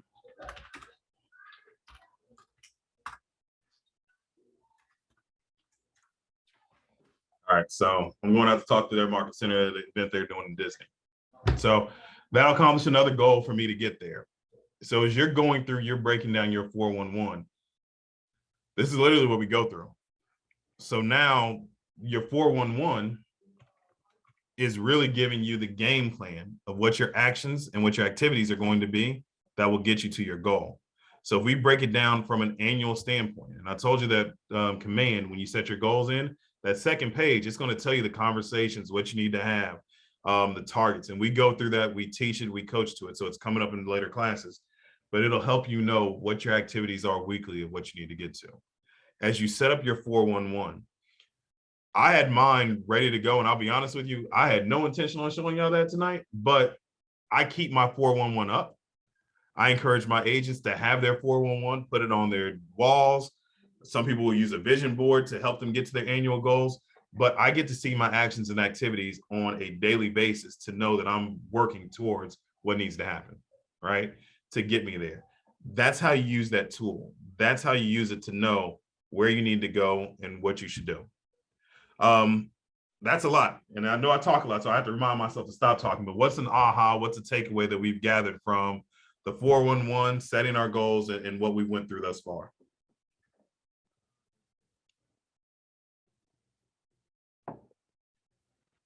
I think the 411 kind of like breaks it down so that you can have these large goals, but have like, bite-sized, bites at the apple, have like small bites at the apple in order to make small progress towards your larger overarching goals. Yes, absolutely. And I think there's this isn't a goal that goes on the 411, but I had a goal that once I turned 40, I would start using a lot of old man phrases. You guys know the best way to eat an elephant?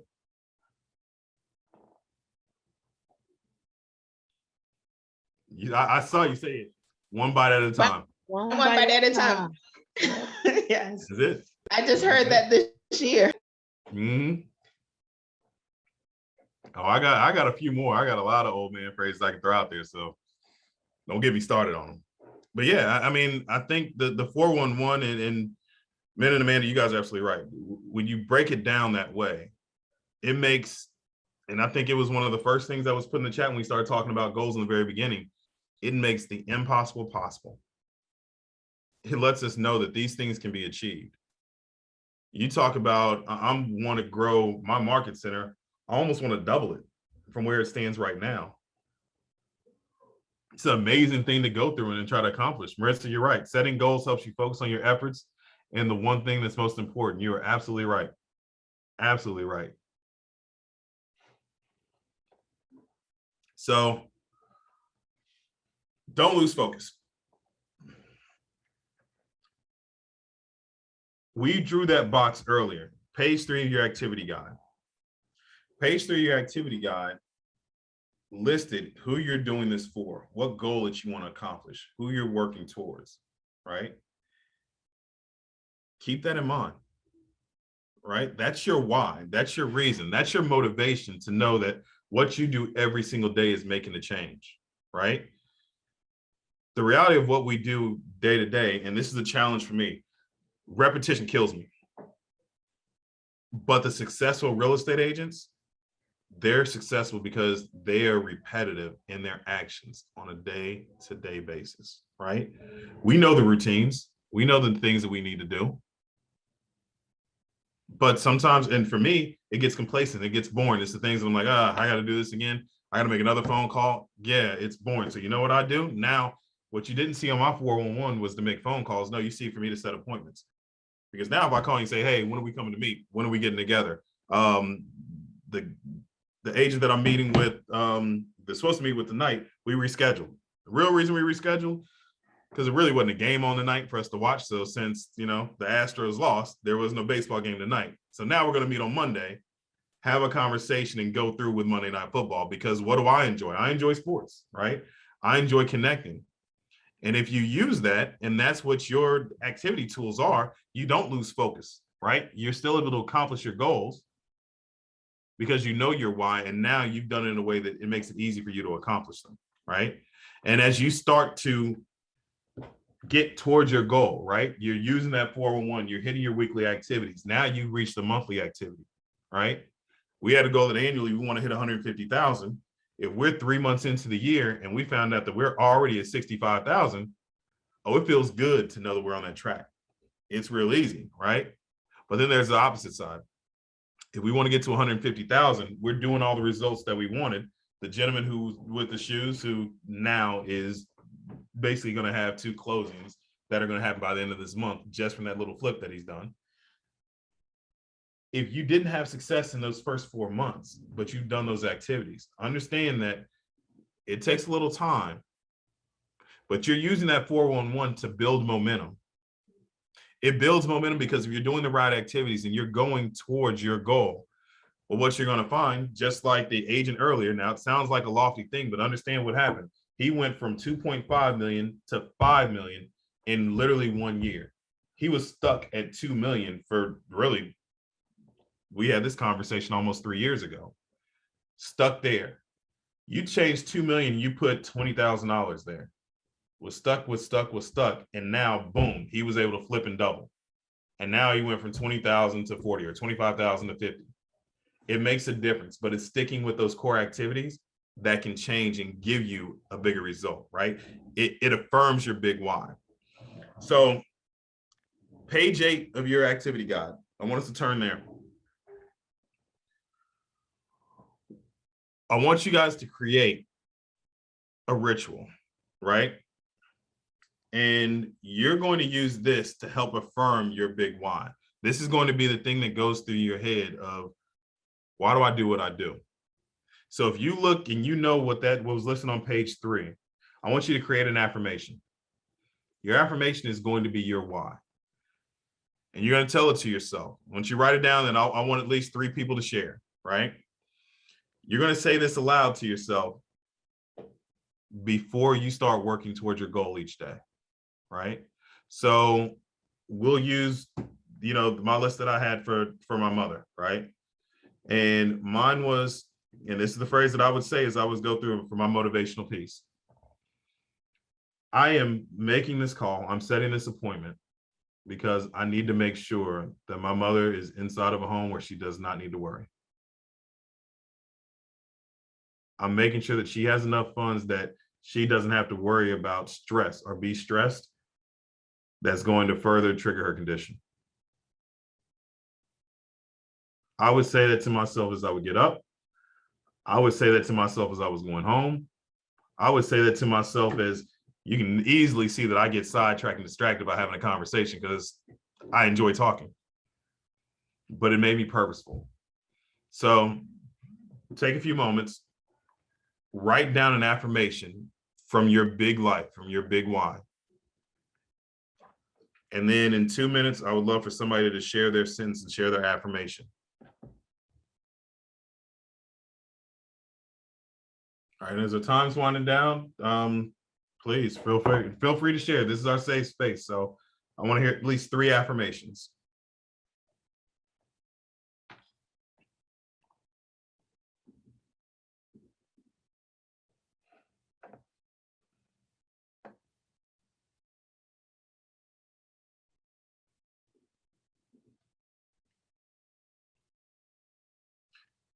And Layla listed, I have limitless potential within me, and I'm becoming successful every day. Thank you, Layla.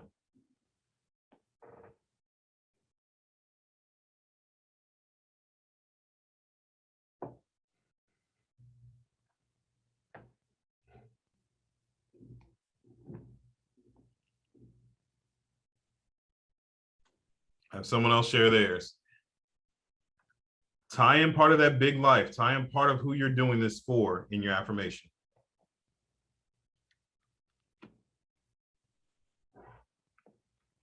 And if y'all didn't know, this was all candy. So to keep me from talking until we get that next one, I'm gonna start eating candy. Just letting y'all know right now. Staring me in my face, I can't help it. Okay. So I wrote, I'm making this phone call to ensure 75,000 of capital funding within my 2nd year of business because it's about building wealth, not living in debt. Absolutely. Thank you. Who are you building wealth for? So I have another business that I just started like about a year ago. So I'm building wealth. Basically, I don't have any children, so I'm building wealth for me and me. Me at the moment. There's nothing wrong with that. That will take you far. So yeah, put you in there. Put yourself in that affirmation. Tell yourself that you're building wealth for yourself. Okay. That's part of your affirmation. Yes. All right, Angel, I see you. I am making this call to live the life that I've been dreaming of since childhood. I want to replace my radio job and infuse radio, TV, and real estate into one. That is beautiful. That is beautiful. Angel, by accomplishing that goal, what does that do for you?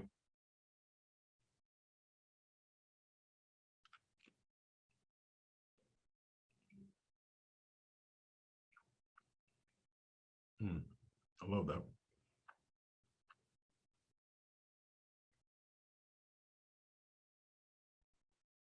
Give me more freedom, financial, and time. Absolutely. Marita, I love what you listed. I'm making this call to help my granddaughters go to college because I believe that good education is the key to fulfilling an individual's full potential and making their lives richer and better. Absolutely right. I love that affirmation.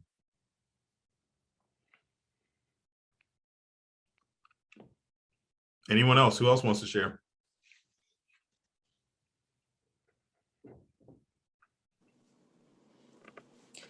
Hi.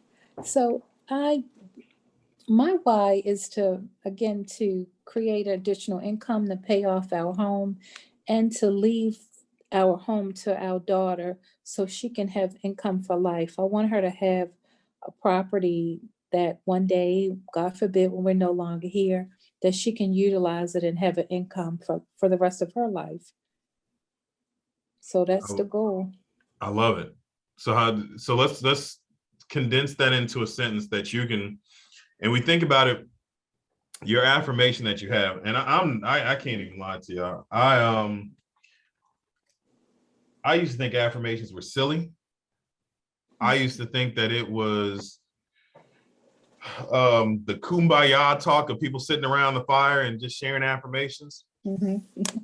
I always thought that, but I would do certain things, right? I told you what I said for my mother, and I was ingrained in KW culture, so seeing it there was one. But little things that I do. Right now, I don't even know how to share this screen, but I have on my screensaver a frog in boiling water. And people ask me questions about this every day they walk into my office, and they're like, why? That's also an affirmation for me, because to me, it reminds me, and if you don't know the story, I told you I'm an old man trying to tell stories. If you don't know the thing about the frog in boiling water, if you take a frog and you put it in a pot of water, or as a matter of fact, if you have a pot on the stove and it's boiling and you throw a frog in, the frog's going to jump out immediately because he knows he's going to die. Mm-hmm. But if you have this pot of water and you have the frog in it while it's at room temperature, and then you light a fire under it and the water starts to boil, the frog is comfortable and the frog will stay in that water until it dies, not realizing that he's in hot water, right? So for me, in the goals that you seen listed that I have, now that my mother's taken care of and that's going forward, yes, I'm always working to make sure. And I do tell myself this on a regular basis when I'm thinking about conversations for tonight. What additional businesses can we build and cultivate? How will this business be there when it comes time for my kids to start working? Is this a business that they can take over and run? I think about that on a regular basis. Mm-hmm. And then on the short term, if I'm not doing what I need to do right now, I'm failing you as real estate agents. If I don't recognize I'm failing you, then I'm just completely lost. So to me, every time I see that frog on my screen, that's an affirmation for me. So your affirmations, you can have them short. You want to have them invisible, where you are visible, where you can see them, where you can touch them, where it resonates with you on a regular basis, because that'll be the fuel to your fire. I used the word motivation earlier. That's my motivation. And one of my unlimiting beliefs, I mentioned that sometimes I worry that I'm not as effective, right? Or that people won't listen to me or they won't judge me. If I am not sharpening my skill sets, if I'm not working on providing value, then I do become that frog in water and not even recognizing that I'm adding nothing. So yeah, I keep that there. So as I said before, I thought they were crazy, but then I looked around and I used to have affirmations around me all the time. This jar represents something to me as well, right? So I'm actually mad I actually ate a little bit of candy because this jar is a jar of failure to me. So this will sit right here until I actually pass a course for an educator and facilitator and to give speeches. I gave a speech and I used the 80-20 principle, and I did the same thing that I did tonight, right? It hits home, it resonates, it touches base with people. It honestly helped me see what I should do day to day in my life, because there's a real life example that's in front of you. But I missed the mark on what I should have been doing for that presentation. Now, because I missed the mark, I failed. Right? You mentioned earlier that you fail at time blocking. And I laughed and said, well, sometimes we use failure as a motivating tool. Well, failure is my motivating tool. So that's an affirmation every time I look at that, that just because you may be good, just because you may do something well, it doesn't mean that you're hitting the mark every time. Focus on the core activities that you're supposed to do, and then you will accomplish those goals. So that's another affirmation that I have. That's another visual key that I use on a daily basis for myself. A few more came in. I am making this call to support my husband and son by paying off debt because I want to have the financial freedom to provide my son with the forever home I didn't have. I love it.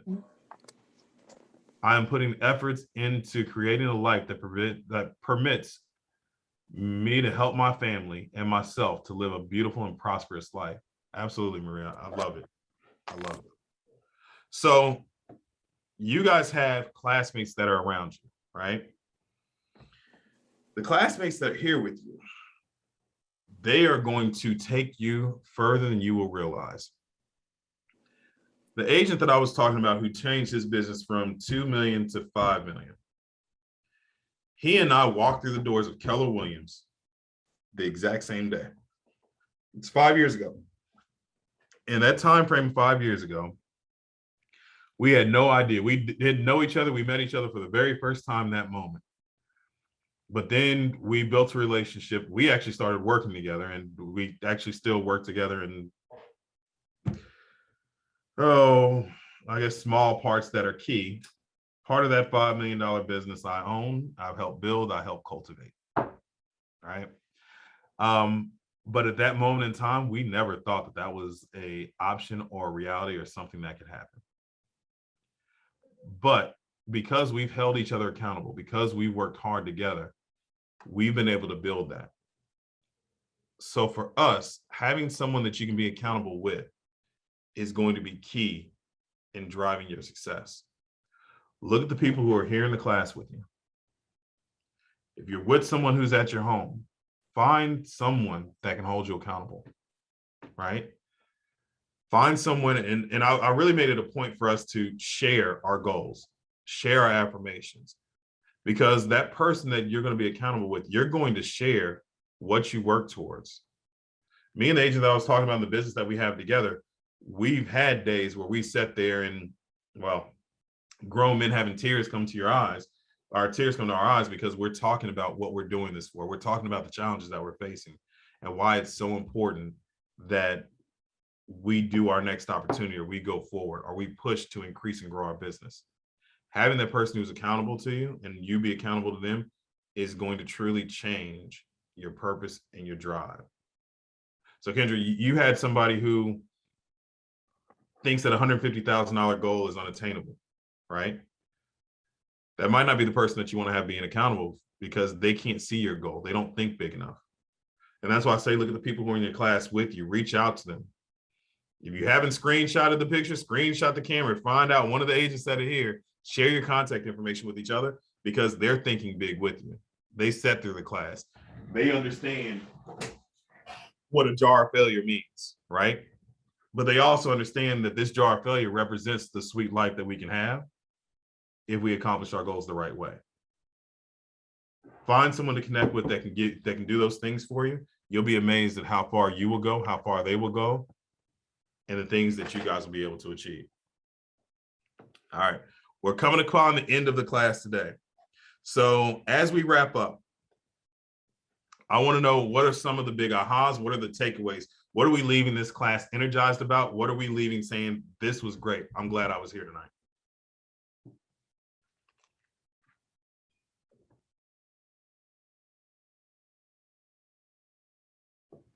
I would say the whole class was an aha moment.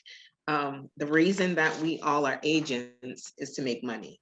So to see the numbers, to see the envision your big life, that kind of stood out for me. I retired from the government.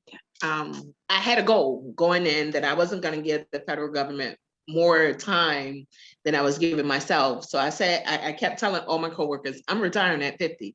It was like, how? You're not going to have age. I was like, I don't care about age or time. My goal is to retire at 50. So I was able to retire at 46. And I focused on other businesses. And my goal now is to get into real estate to help other people, not myself, not my children, but those that are less fortunate than me. So the homeless community is really important to me. Teen parents are really, because that's me. I was a teen parent and I know the struggles. So to be able to help someone financially is huge. I'm a giver. So I see me making money to give my money away. But in my life, the more I've given away, the more I get. So that's my goal to see it and know what the reason that I'm doing this, the reason that I want to be a full-time agent now, why, the big why, which was in one of the classes. So this class in itself was an aha moment for me, like each part of it and each page of the lesson was an aha moment. I took away something every page. I really did. So Thank you. We got a lot of great things in the chat. Creating the 411, a great tool to stay on task and achieve goals. Their ahas, their affirmations. Cindy, I love that you feel less lost as a new agent. It means a lot to me that you grab value and that you're going with it. Yes. Writing down the big life gave me more of a sense of direction.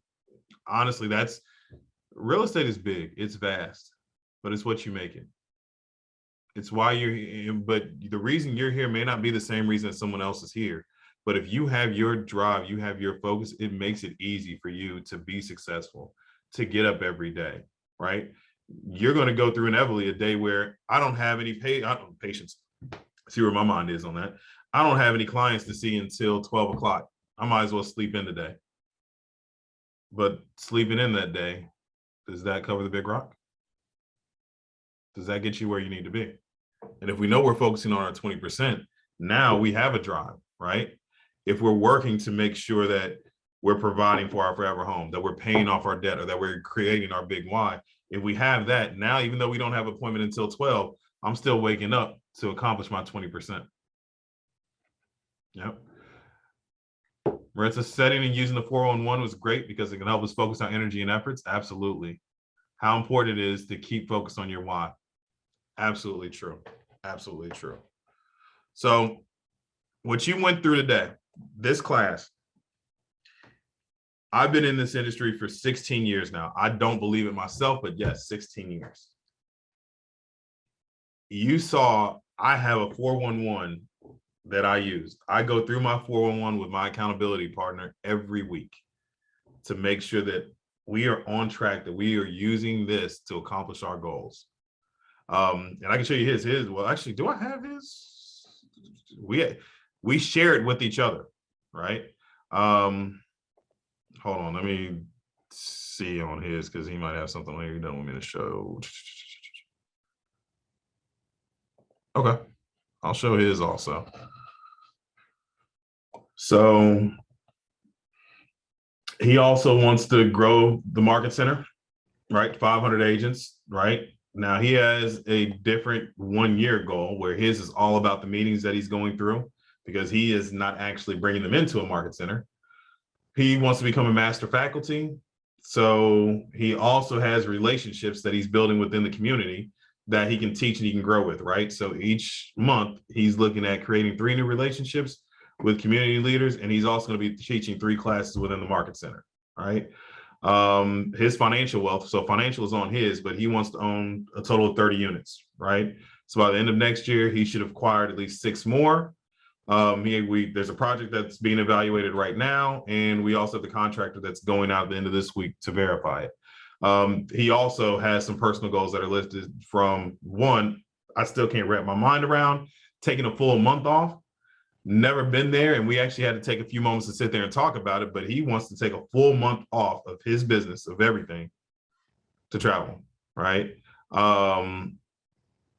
That is a crazy thing to me, but I'm so excited to be able to say he took a month off and has nothing to worry about because we got everything covered. And then probably my next one I'll throw on there. Can I take 2 weeks off back to back? Not because I can't do it. It's because in my mind, I feel like I'm lost and I have nothing to do. So I'm actually energized by that one. And then he's working out also because, you know, we both are fat and happy, but that's a whole other conversation. So, all right, well, that's great. And I say that because what I was bringing that up for is I've been in for 16 years. He's been in for 18 years. We set these goals. We have our big whys. We look at it on a regular basis. And when I tell you this will change the course of your business, I'm going to be honest with you. You're going to go through a phase where you'll think about, is this right for me? You might even be successful. I always said that if I made less than $75,000 in this industry, I would just go get me a W-2 job, right? So I was floating at 100, at 100, at 100.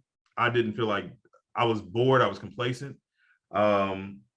I went down to 60,000 that next year. I'll never forget it. I was like, man, all right, now it's time for me to get a job. I don't know what I'm going to do to break through. I don't know what change that I'm going to have. I had no goals. I had nothing I was working towards.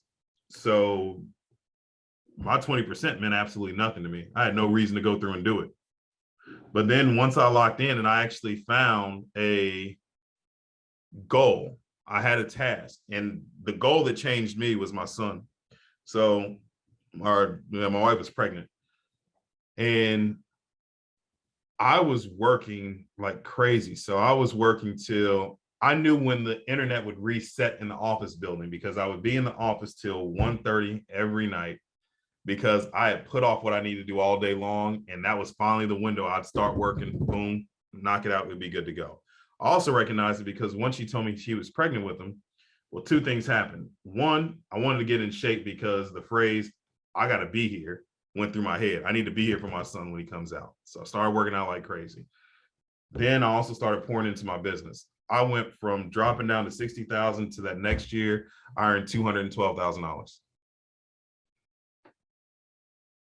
It came so easy at that moment in time because now that I had a goal and I had something to work to, you couldn't stop me each day. Every single day I went to work, it was, I'm going to be here and I'm going to make sure he has something.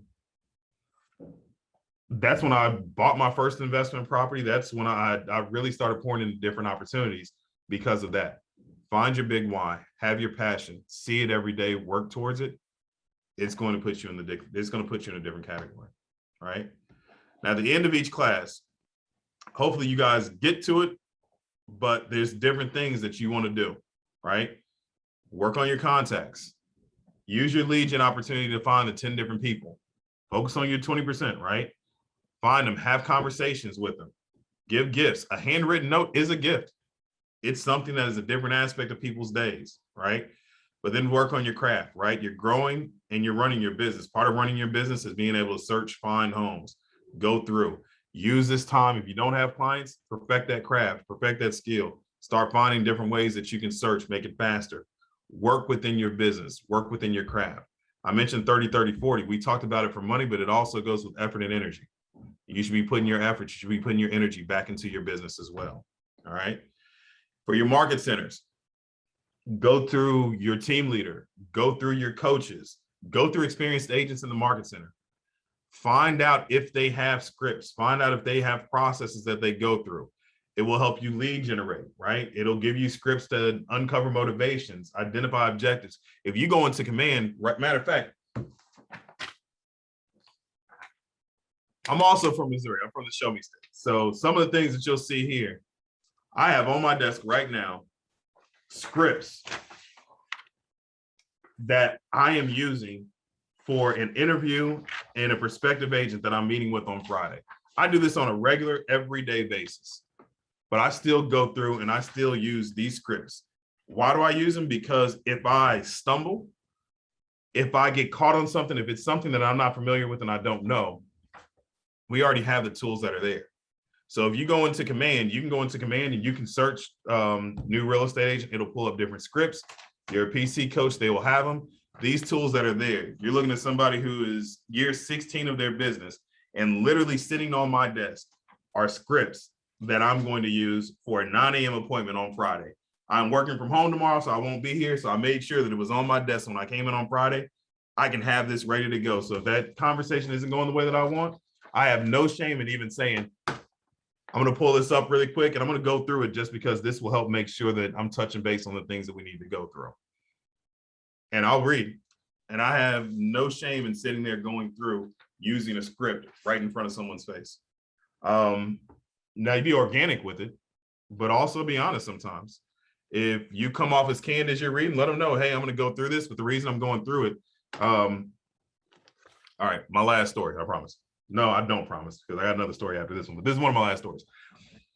One of my best friends was buying a house, right? So we're doing a 2 or 3K loan. He's building out the basement of the house that he's buying. So we're in Gaithersburg, we're going through. He has everything set up.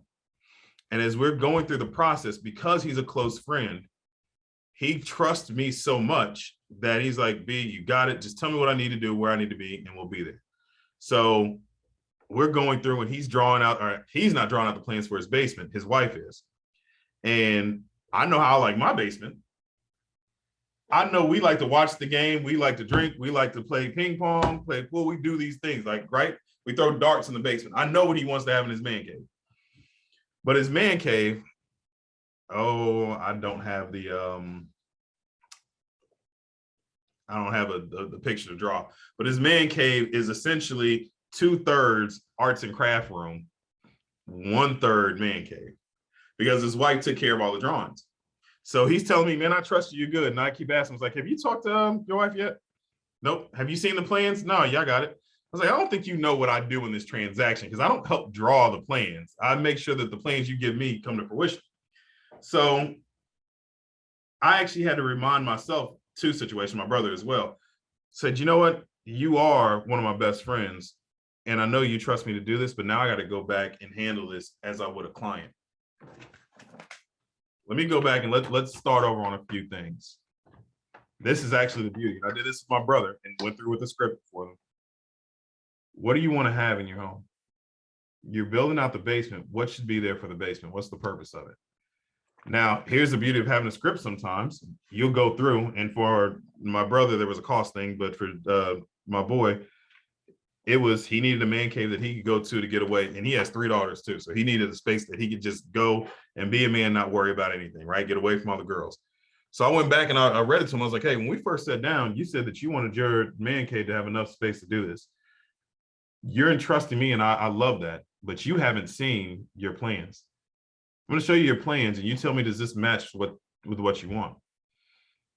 And now his wife was there with me, and she just kind of laughed. She's like, you know, you're messing up my plans. Like, I know, but also I need you both to be satisfied at the end of the day. Now, mind you, I can tell you who won in this conversation they end up having. She had the largest arts and craft room I ever seen in somebody's basement. But he appreciated it because he's like, yeah, that reset me to make sure that we were getting what we needed. And now what happens? He can refer me out versus getting in the home and then being mad every time we go in the basement. Now, he was mad every time he went down there. We've sold that house since. But he was mad because he let her get away with it, is what he said, versus him being involved. And for my brother, he wanted to actually increase the sales price of the home that he was buying. And I had asked him, you have a budget in mind. What's changed from the first day that we met till now? Went back to the script that I had to go back to the conversation. And for him, he actually thought about it. And he said, you know what? Nothing's changed. I just saw something that shined. And because it was shiny, I wanted to go up. And so now we went back through his goals. He ended up going back to the lower price house. Yes, I know I reduced my own commission, but we're doing what's right for the clients, right? We believe in win-win. And my brother's absolutely ecstatic and loves his house to this day that he bought me, that he made the right choice. And I actually don't even like that house, but he loves it. But those are the things. So when you see the scripts that are there, don't be afraid to use them. 16 years in, and I still use them on a regular basis to get to my goals. All right. Well, I appreciate you guys this evening. I will stick around for a few moments. So if anybody wants to hang out, ask any questions, I'm here. I'm happy to help out. But that is a wrap. So I appreciate you guys. Thank you for the class.